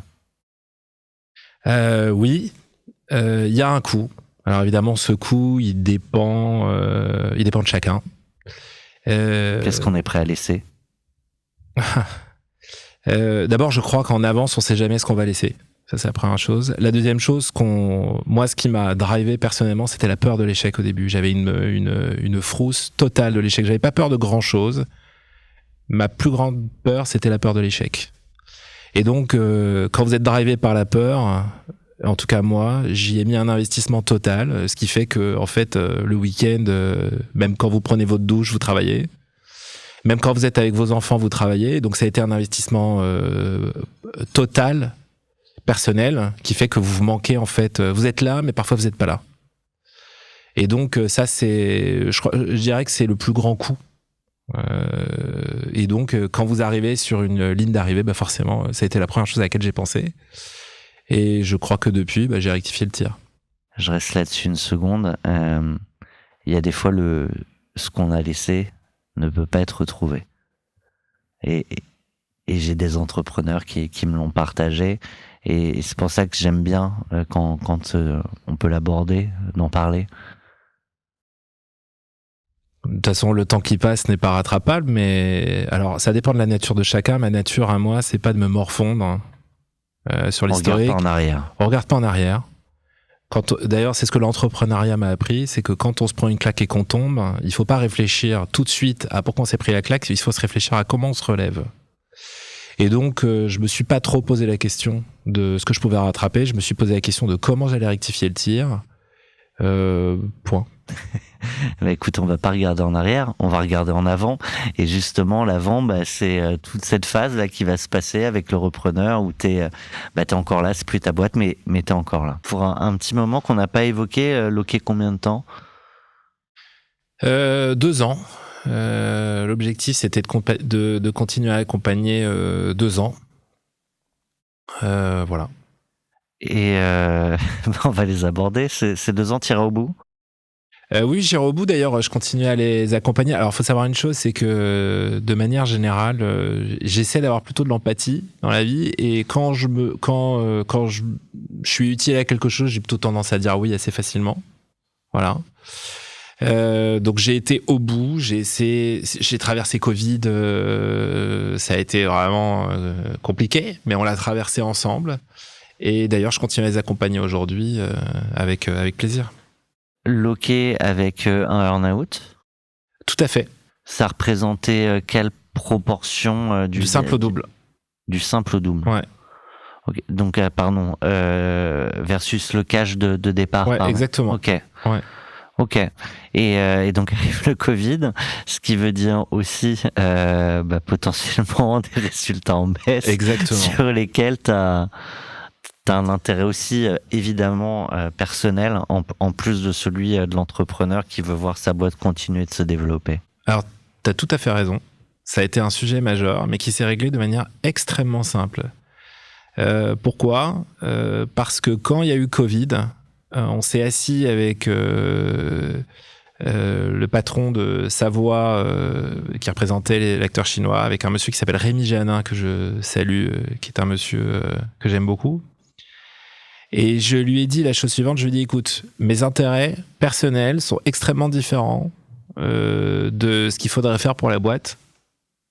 Je vais faire ce qu'il faut pour la boîte, Mais et je compte sur toi. Ouais. Et je compte sur toi dans 2 ans. Voilà. Et on s'est tapé dans la main. Voilà. Il y a un moment, moi, voilà. Pardon, mais ça arrivait plein de fois, on se tape dans la main, mais typiquement, c'est pas dit que lui soit encore là dans 2 ans. C'est donc preuve de confiance absolue. Oui. Alors, 1, preuve de confiance absolue. 2, absolue conviction qu'il serait là 2 ans après, parce que la boîte était en très grosse croissance, et que c'est quelqu'un qui était là depuis une 30aine d'années dans la boîte. Et 3e sujet, de toute façon, ils m'ont toujours fait confiance, et j'étais considéré comme, bon, c'est difficile de le dire moi-même, mais plutôt nécessaire en fait dans l'aventure. Et donc on savait très bien que si ça se passait mal, je suis capable de partir du jour au lendemain sans aucun problème. Donc personne n'avait. Je pense qu'on s'est bien entendu. Point. J'ai plusieurs questions qui me viennent. La première, c'est parce qu'on parle beaucoup de Savoie, qui représentait les intérêts de l'industrie, de l'entreprise chinoise. Tu vas échanger un moment avec avec les repreneurs finaux ou jamais de tout ce parcours, parce qu'on les a pas évoqués, on n'a pas évoqué de rencontres. Alors si, et je souris parce que alors si, je les ai bien entendu rencontrer. Avant le signing. Avant le signing, je les ai rencontrés et ça fait pas partie des anecdotes alors si je l'ai oublié, à partager. Mais si je l'ai oublié, mais il y a une toute petite, c'est que en fait, peut-être que vous le savez ou pas d'ailleurs, généralement nos amis chinois aiment bien trinquer, hein, ils aiment bien boire, c'est important, c'est un signe de politesse. Sauf que moi j'ai un énorme problème, c'est que j'ai dû boire un verre de vin en cumulé dans toute ma vie. Parce que je déteste l'alcool et surtout je le tiens très très mal. Donc il faut me donner 2-3 gouttes d'alcool et je pars en sucette totale. Et après on peut plus de saké. Et alors là franchement, je m'incline là. Franchement je m'incline. Et donc j'ai fait un énorme effort sur moi. Je me suis un petit peu entraîné chez moi à boire parce que je voulais absolument pas les vexer. 4e learning. Entraîne-toi chez toi. Toujours bien s'entraîner à se bourrer la gueule. Pour voir ce que ça donne une fois qu'on est bourré, pour voir si on tient le coup, voilà. Je me suis entraîné, j'ai réussi à tenir. Qu'est-ce qui se passe alors quand t'es bourré du coup ? Écoute, la seule fois où il l'a fait, il a signé. T'as le choix, soit je dis des conneries, soit je gerbe. Voilà. On n'était pas obligé de pousser le non bullshit jusque-là. Hein. Non, mais moi, il m'a dit tout, je dis tout. Donc, donc je me suis vraiment entraîné à boire des quantités pour voir si j'allais tenir, parce qu'il fallait que j'honore le truc, je voulais pas les vexer. Bien. Voilà. Donc, mais ça, c'est avant le deal déjà ? C'est avant le deal. Un verre de vin, un verre d'eau, un verre de vin, un verre d'eau. Ouais, tu sais, pour 10 ans, pour valoriser 10 ans, tu pouvais bien prendre un. Ouais. Donc j'ai pris 2-3 verres. Ça a été très difficile parce que je déteste ça, mais ils étaient contents parce que voilà, j'ai honoré notre rendez-vous. Donc ça, c'était premier sujet avec l'acquéreur. Deuxième sujet, l'intégration. Il y a forcément, même si tout le monde arrive avec les meilleures intentions, etc., des sujets sur lesquels il peut y avoir des frottements. Des frottements techniques, des frottements humains, plein de niveaux. Alors d'abord, on a eu un premier frottement qui s'appelait Covid, qui nous a empêchés d'avancer aussi vite que ce qu'on voulait, puisque tout le monde était en mode alerte et s'occupait des impacts du Covid sur son propre business. Donc ça, déjà là-dessus, on a perdu 1 an. Parce que pour nous, il faut savoir une chose, c'est que nous, on travaille avec des magasins physiques, historiquement. Quand les magasins sont fermés, généralement, il n'y a pas de monétisation. Donc, on a eu des problématiques en 2020, en 2021. Ton business, il repose sur de l'abonnement plus un pourcentage. C'est quoi le modèle ? Alors, historiquement, il était sur ce qu'on appelait du transaction fees. Donc, c'était un pourcentage des paniers. Et il s'est transformé après en abonnement. Mais de toute façon, ça change pas grand-chose parce qu'à partir du moment où le magasin ferme, il ferme. Et puis votre client, il vous appelle, il dit je coupe. Donc on avait sorti des fonctionnalités pendant le Covid qui nous permettaient de garder un peu. Mais grosso modo, on a perdu 30% du chiffre en 2020 et on a perdu à peu près 30% aussi en 2021 parce que le télétravail est un vrai problème pour le commerce. On le dit pas assez, mais le télétravail est un problème pour le commerce. Donc on a vu ces problèmes-là. Pourquoi ? Parce qu'à partir du moment où vous avez moins de gens qui se déplacent dans la rue, vous avez moins d'achats d'impulsion, et pour la restauration, c'est un problème. Voilà. Donc, on le dit pas assez, mais ça a été compliqué. Donc, d'abord, on s'est focalisé sur comment résister. 2, comment adapter le plan de croissance qu'on avait. Je me souviens d'une discussion en 2021, on m'a dit tu n'avances pas sur le pied sur le frein comme en 2020, t'accélères. Et donc on s'est retrouvé à faire des investissements majeurs en 2021 alors qu'en fait on avait encore un shutdown en avril et qu'on avait le télétravail qui était imposé. Donc c'était pas simple. Et puis après, on rentre exactement dans ce que tu dis et que j'ai connu vraiment de manière assez forte. C'est-à-dire qu'il suffit pas qu'il y avait un vrai projet industriel, business. Industriel sur le produit. Et après, vous vous frottez en fait à des problématiques de mise en place. Pourquoi ? D'abord, alors je l'ai fait quand j'étais consultant, de manière générale, si vous voulez que des boîtes avancent ensemble, sachant qu'elles ont des cultures différentes, il y avait une start-up, il y avait un gros groupe, il faut toujours qu'il y ait une gouvernance qui accompagne l'intégration d'une boîte dans une autre. C'est une obligation, sinon ça ne se fait pas. Nous, on n'en avait pas. Donc on était obligé. Ça se traduit par quoi ? Enfin, très concrètement, ce que tu dis, une gouvernance. Alors une gouvernance, ça veut dire que tu vas avoir des consultants qui vont définir une roadmap et qui vont te dire voilà, dans 6 mois, on doit avoir fait un projet de fusion. Et donc, on va s'accorder sur comment on fusionne le commerce, comment on fusionne le marketing, comment on fusionne le produit, l'IT et la finance et le reste. Et donc, tu fais des ateliers. Dans ces ateliers-là, tu as les 2 parties qui discutent, qui disent voilà, donc il y a des objectifs, voilà les objectifs que l'on a, et pour y arriver, voici les solutions qu'on a. Et on discute jusqu'à ce qu'il y ait un consensus. Et après, le projet est présenté par les consultants au comité de pilotage, et le comité de pilotage va valider. Et puis après, il y a une exécution. Quand on fait pas ça, alors l'avantage de ça, c'est que on a un arbitre. Quand on n'a pas ça, vous laissez des opérationnels essayer de s'entendre entre eux. Les opérationnels alors, vous pouvez avoir des déjà, ils peuvent s'entendre entre eux, mais que ce soit pas aligné avec le truc d'à côté. C'est tout le problème, c'est que si vous essayez de vous entendre avec moi j'ai un profil entrepreneurial, j'ai pas peur de bouger très vite et j'ai pas peur de prendre une décision qui est appliquée le lendemain, alors que de l'autre côté, vous pouvez avoir un profil qui est très différent du mien, qui n'est pas mieux, qui n'est pas moins bien, mais qui est beaucoup plus un profil salariat, moins risqué.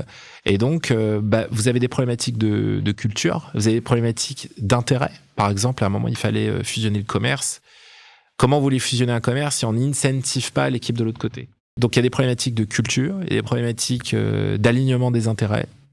Il y a des problématiques aussi politiques. Par exemple, si j'intègre, qui devient le patron de tout ça ?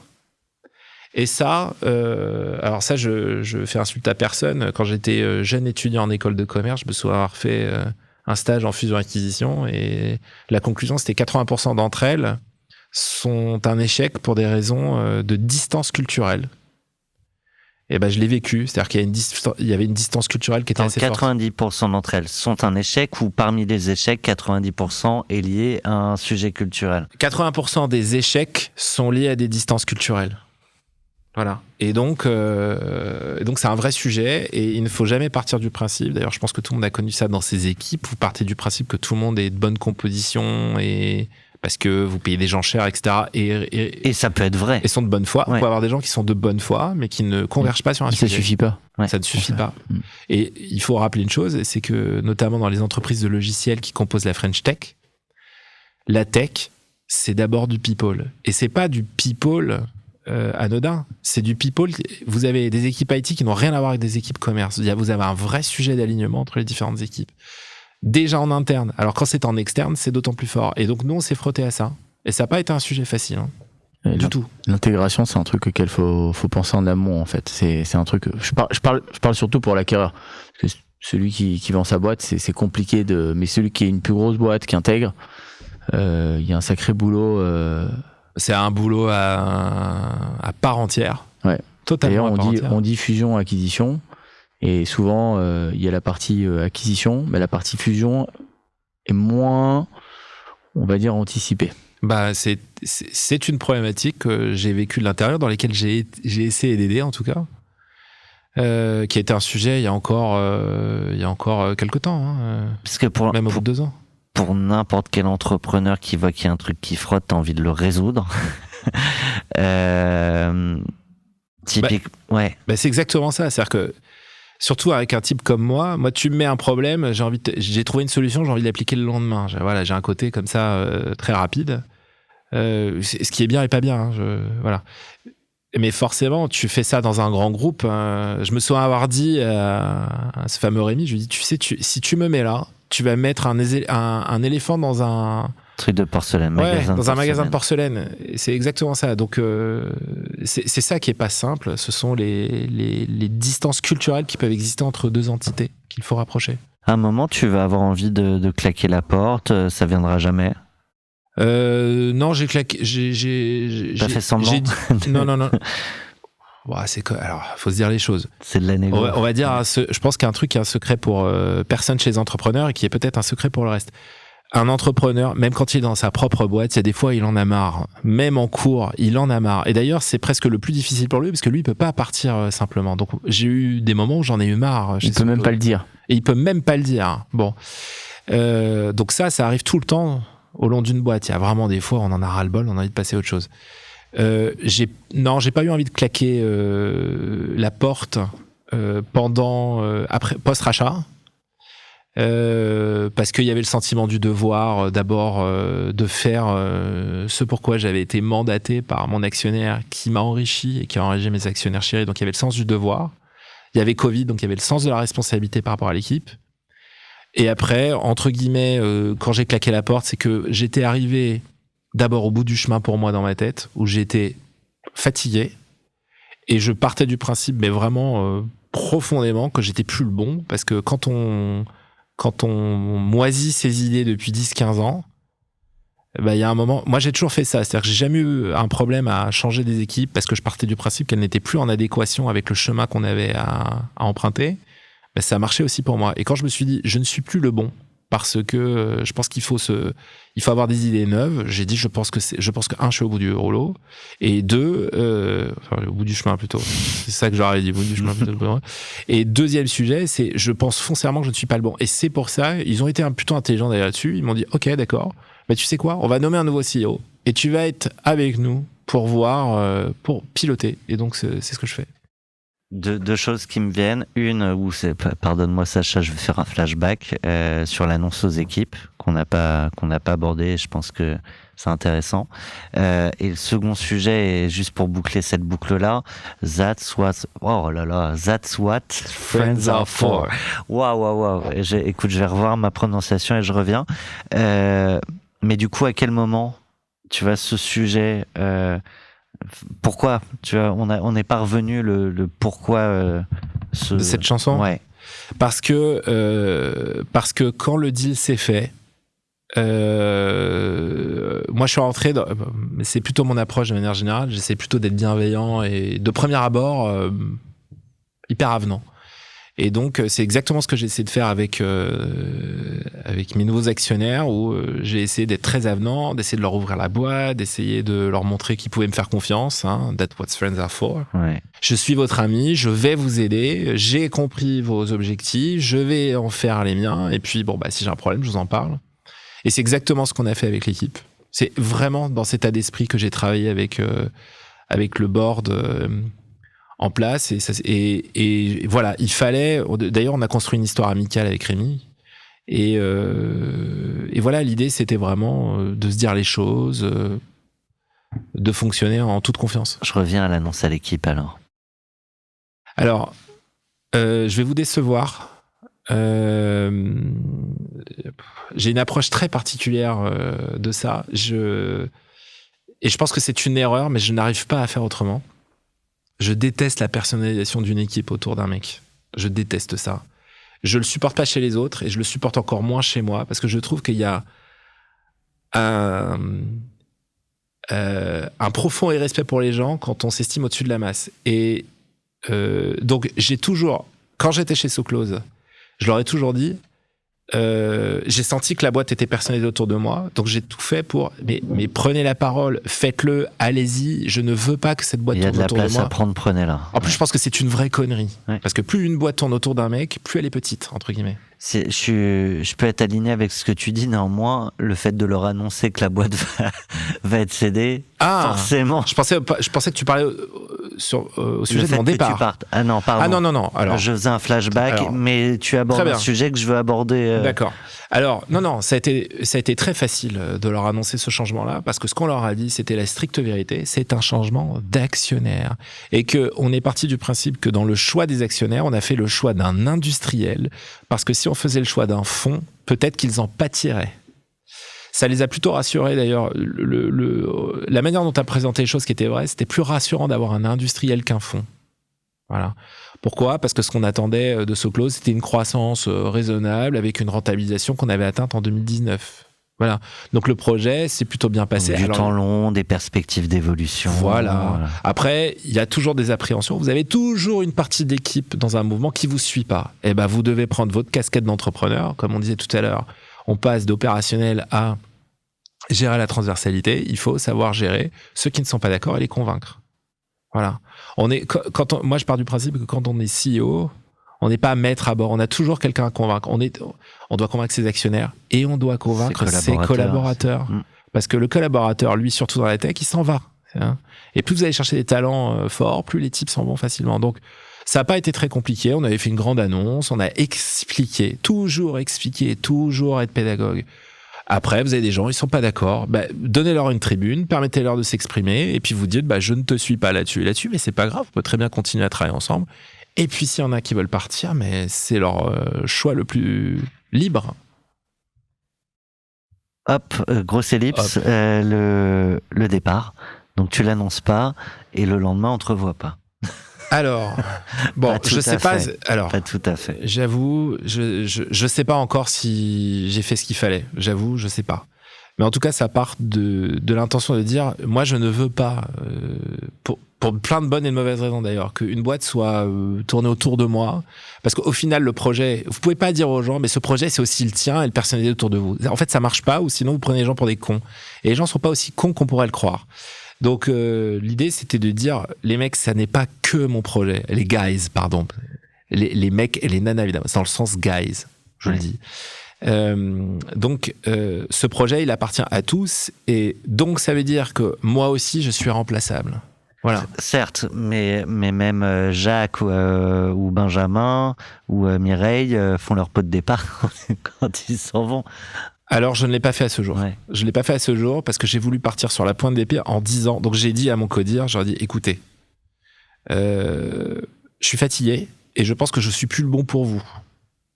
Voilà. Vous devez avoir quelqu'un qui a plus d'énergie que moi, qui va avoir... et c'est une occasion pour vous d'augmenter en fait votre pouvoir au sein de la boîte. Parce que je suis écrasant historiquement de par mon poids historique, de par mon poids de fondateur. Je suis le mec qui est là depuis plus longtemps, je connais le métier, etc. Il faut renouveler ça. Bon, évidemment, vous avez toujours des gens, parce que je travaille beaucoup avec l'affect, vous avez des gens qui sont pas contents. Bon, il y a des gens peut-être qui partiront, c'est possible. Et puis vous avez des gens qui vont voir cette opportunité et qui vont y aller, voilà. Et donc mon annonce, elle s'est faite autour d'un événement aussi qui était une fois par mois. On annonce des choses à l'équipe et je leur ai dit extrêmement gentiment, voilà, je pense que je ne suis plus le bon et je vais m'appliquer à moi-même les principes que j'essaie d'appliquer depuis longtemps. Voilà. J'en ai fait un non-événement. Il y a le non-événement que tu veux, pardon, pour les autres, puis il y a l'événement pour toi, le moment où tu vas fermer la porte pour la dernière fois de la boîte en sachant que tu n'y reviens pas. Là, tu sors du bureau. Qu'est-ce qui se passe? C'est horrible ce que je vais vous dire, mais je passe mon temps à vous dire depuis tout à l'heure que je drive à l'affect, mais je drive à l'affect les humains. C'est-à-dire que moi, ma boîte,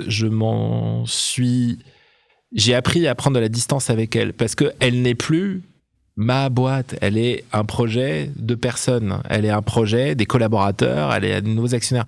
Donc, quand je suis parti, j'ai pris mon autre casquette qui était de dire, mais en fait, je pars pour de nouvelles aventures et ces nouvelles aventures, elles m'excitent plus que mes anciennes.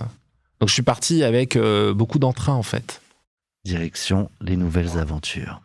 Shalamar, Full of Fire. Waouh! You came into my life when I was lost and all alone, with no one to call me Je vais passer pour un vieux schnock avec ces vieilles chansons. Hein. alive again. C'est génial. Ouais. Très bon choix. On est Très aussi bon des choix. vieux schnocks. Hein. And you're more than just a friend. I never thought that I would love again, but my heart is burning for you. Your love is full of fire, burning. Only you I desire. Your love is full of fire, can't stop this raging fire. Filled with so much. J'ai fait exprès de vous mettre des musiques de qualité parce que j'en ai marre d'écouter la merde qu'on peut entendre souvent à la radio. Voilà. Ah, pas sur J'ai eu pas sur peur, Cash Out. mais là j'ai cru qu'on allait se prendre une gauche et une droite. Ah non, bah non. Pas chez vous. Bravo.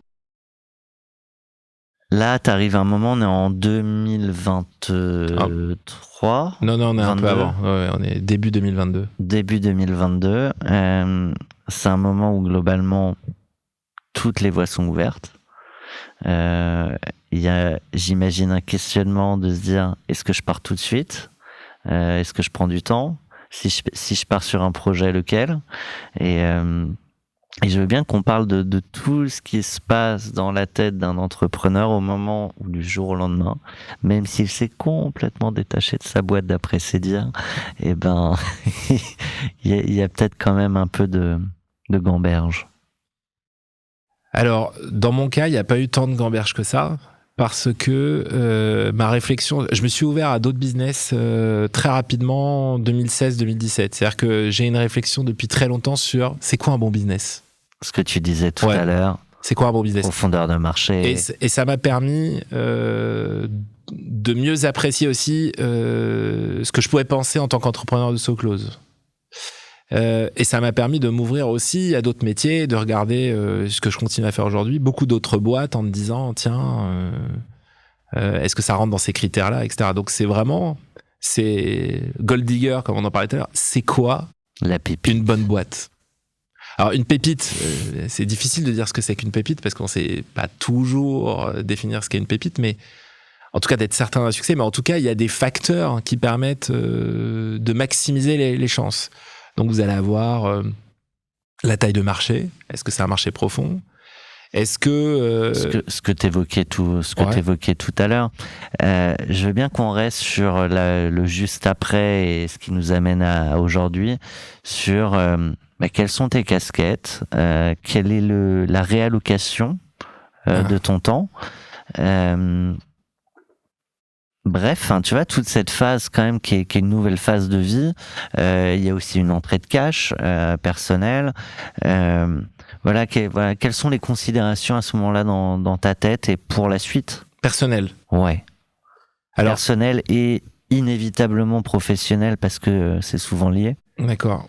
Alors, personnel, la première chose que j'ai faite quand je suis sorti de cette expérience, j'ai voulu mettre ma famille à l'abri. J'ai acheté une grande maison parce que j'avais mes jumelles qui se tapaient sur la tronche dans la même chambre. Donc, j'ai donné du confort à ma famille. Et ça a été pour moi une manière, pas de compenser le manque de D'avant. présence que j'ai eu, mais il fallait le matérialiser par quelque chose. Donc, on a acheté une grande maison. On a fait des grands voyages qu'on faisait pas avant, où mes filles me disaient je rêve de partir là, partir là. Donc on a fait beaucoup de voyages en famille.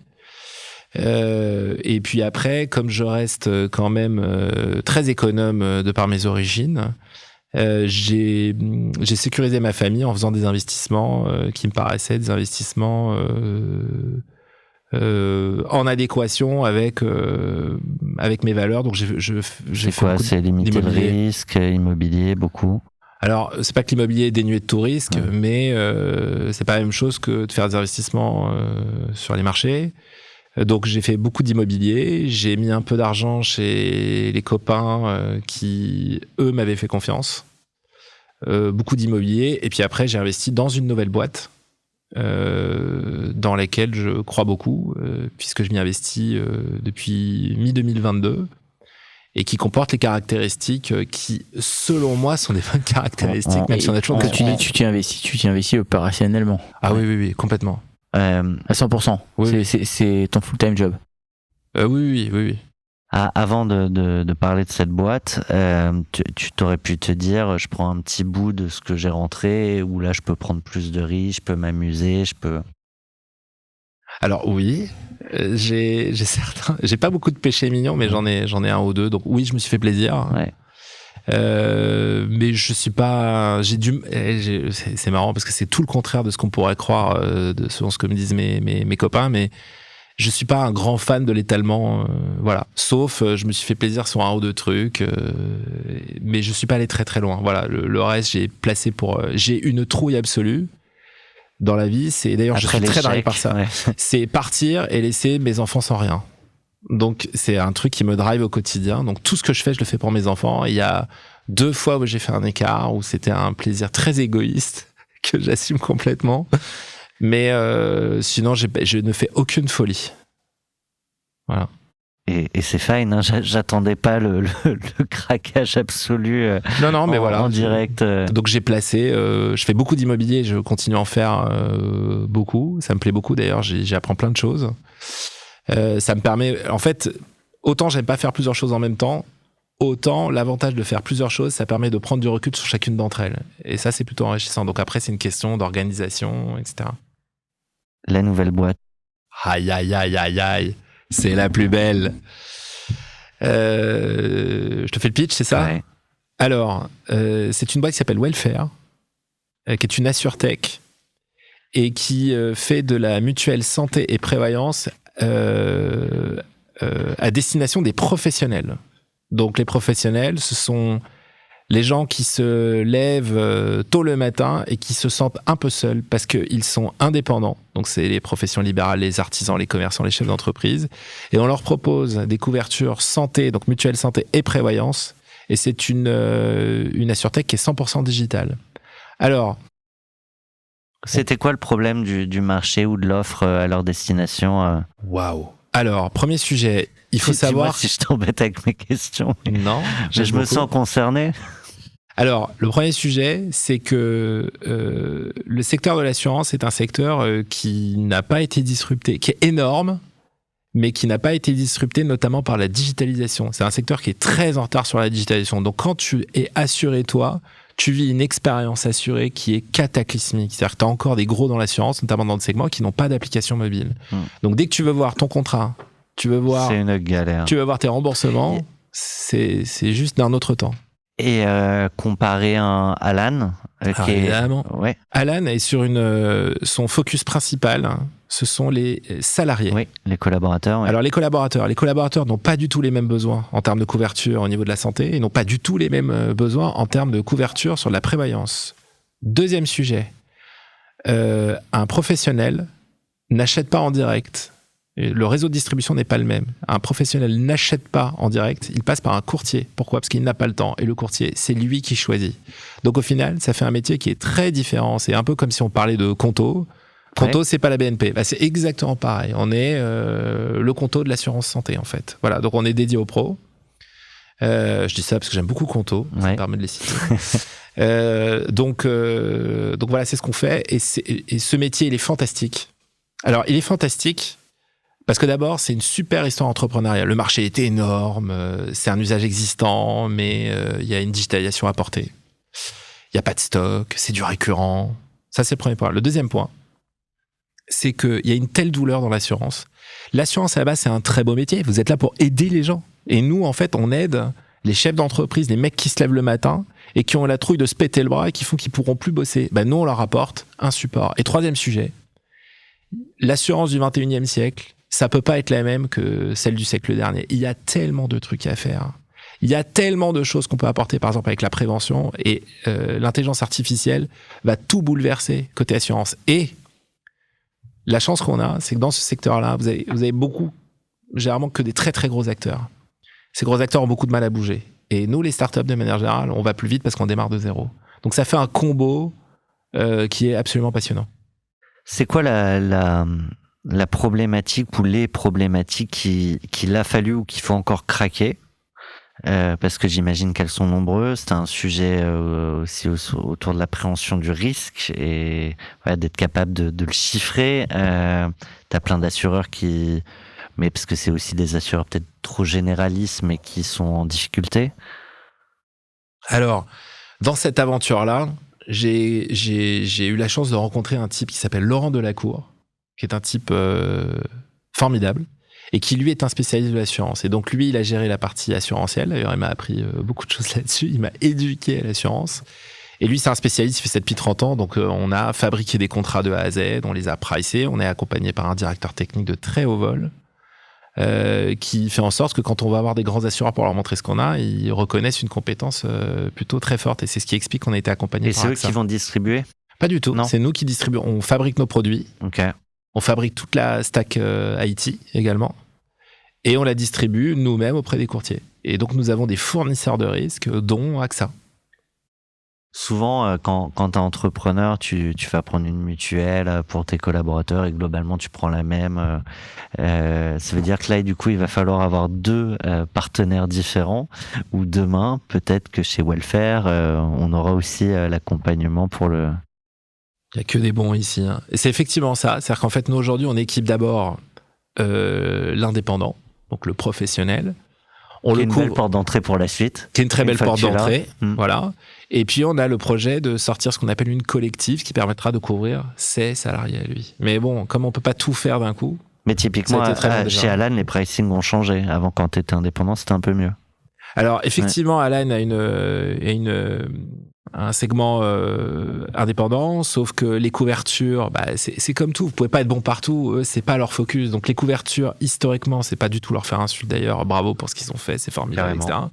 Mais on peut pas dire que leurs couvertures pour des salariés ont été très bonnes. Pour les non-salariés, elles sont pas formidables. Deuxième sujet, leur prévalence pour des non-salariés, elle est quasiment inexistante. Et le troisième sujet, c'est qu'en fait, Alan, leur focus, c'est de distribuer en direct. Donc, ils loupent tout le circuit de distribution pour un courtier. Et derrière, il y a toute une stack technique pour des courtiers. Donc, ça fait un métier qui est très différent, en fait, au final. On ne les voit jamais, on n'est pas du tout concurrents. Alors, ils ont 10 ans d'avance sur nous, donc on les regarde, évidemment. Mais ça fait pas du tout le même métier au quotidien. Bon, je pense qu'on est d'accord pour dire que tu es un bon commercial. Je change tout de suite de... Parce que tu veux nous prendre... pourquoi pas. Après, on va négocier. Hein. J'ai plusieurs term sheets. Thomas est très fort en négo. Ouais, tu vas voir, la term sheet, elle va pas très loin. Là. Je réfléchis, parce que là, je vois le timing qui file. S'il y a un dernier sujet moi en tout cas que j'ai envie de partager, sauf si là dans toute cette nouvelle vie tu vois d'autres sujets que tu aimerais aborder, mais j'aimerais revenir au tout début à mon introduction. Je parlais des no bullshit dinners que tu as organisés, et je veux bien un peu pêle-mêle tu me balances quelques verbatims. Je veux pas des noms parce que ce qui fait la valeur de ces dîners, c'est justement la confidentialité, mais qu'on puisse projeter pour des gens qui se lancent peut-être ce qu'est la vraie vie des entrepreneurs, et des fois le gros gap avec ce que tu peux voir ou croire. Alors, l'une des raisons pour laquelle j'ai eu envie de venir vous voir, c'était pour ça. C'était pour dire que vous allez avoir des jeunes entrepreneurs qui vont se lancer et qui lisent la presse et qui vont avoir l'impression que tout est magnifique chez les autres et qu'il y a de la croissance à 100% tous les mois, etc. Et en fait, la réalité au quotidien, c'est pas exactement celle-ci. Donc effectivement, j'avais organisé à l'époque avec Stéphanie Pellapra un dîner juste avant le Covid qu'on avait appelé No Bullshit. Et l'objectif, c'était de faire venir les copains de la tech et de leur dire, bon, vas-y, raconte-nous, toi, vraiment ta réalité. Est-ce que vraiment t'étais à 100% de croissance tous les mois, etc.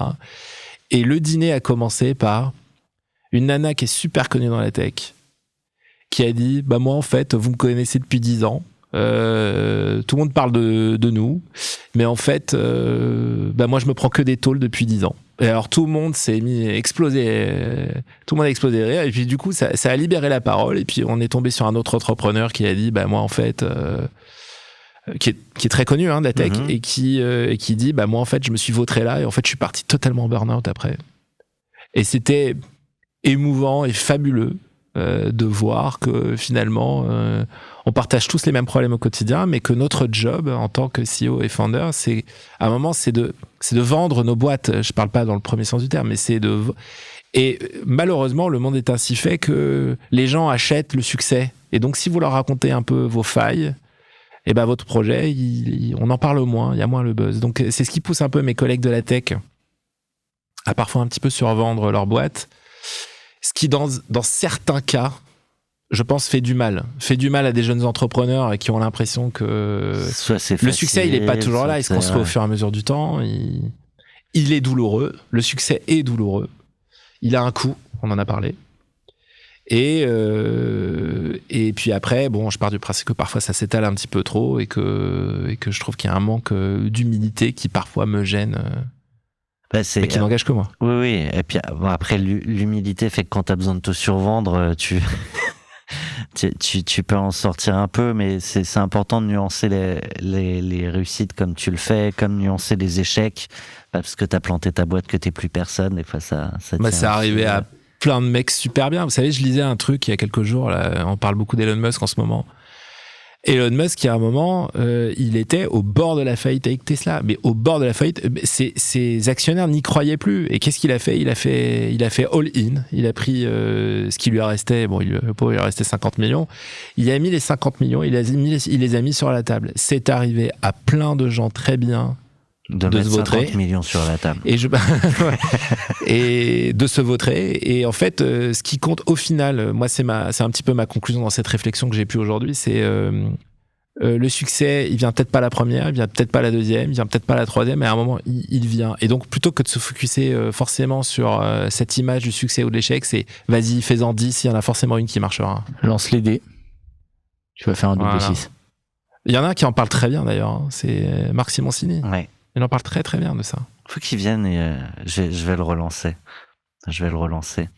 Moi, je jette pas les dés, mais je jette la dernière musique que tu nous as proposée pour nous raconter comment t'as fêté le deal. Je la connais pas, enfin je crois pas, donc je sais pas si on peut parler par-dessus. Peut-être. C'est à toi de me dire. Fais comme tu le sens. Eh ben on y va, et je veux bien que tu me racontes justement cette fiesta ou pas.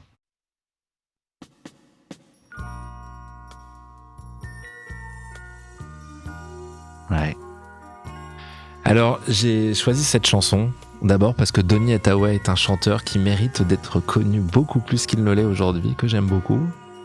Et d'ailleurs, j'aime bien terminer cette interview parce qu'il me motive le plus au quotidien, c'est ma famille. Et donc, c'est The Closer I Get to You, plus je me rapproche de vous. Et en fait, quand j'ai fini ce deal, je me suis rapproché de ma famille. Alors, je l'ai fêté en invitant ma famille et mes investisseurs dans une soirée privée dans laquelle on a pu évidemment échanger, se raconter un peu notre histoire. Et j'avais envie de terminer par ça en disant que voilà, j'ai pu construire un projet familial plus riche que ce qu'il n'était avant, que je réussis un petit peu plus aujourd'hui à concilier ma vie de famille avec ma vie d'entrepreneur, mais parce qu'il y a eu ce premier succès. C'est bien oui. Parce qu'il y a eu ce premier succès. Et voilà. Je conclus jamais sur un et voilà. Alors moi, je te dis juste merci. Merci pour le temps passé, merci pour le partage. Merci à vous. Merci Jérémy. Merci à vous toutes et tous qui êtes encore avec nous après, je pense, une bonne heure et demie d'échange avec Jérémy. Si c'est pas déjà fait, n'hésitez pas à vous abonner sur votre plateforme podcast préférée ou sur YouTube si vous préférez les invités avec l'image. En l'occurrence, Jérémy a vraiment une belle gueule, donc c'est le moment de migrer sur YouTube. Merci à tous, merci à toutes et à la semaine prochaine.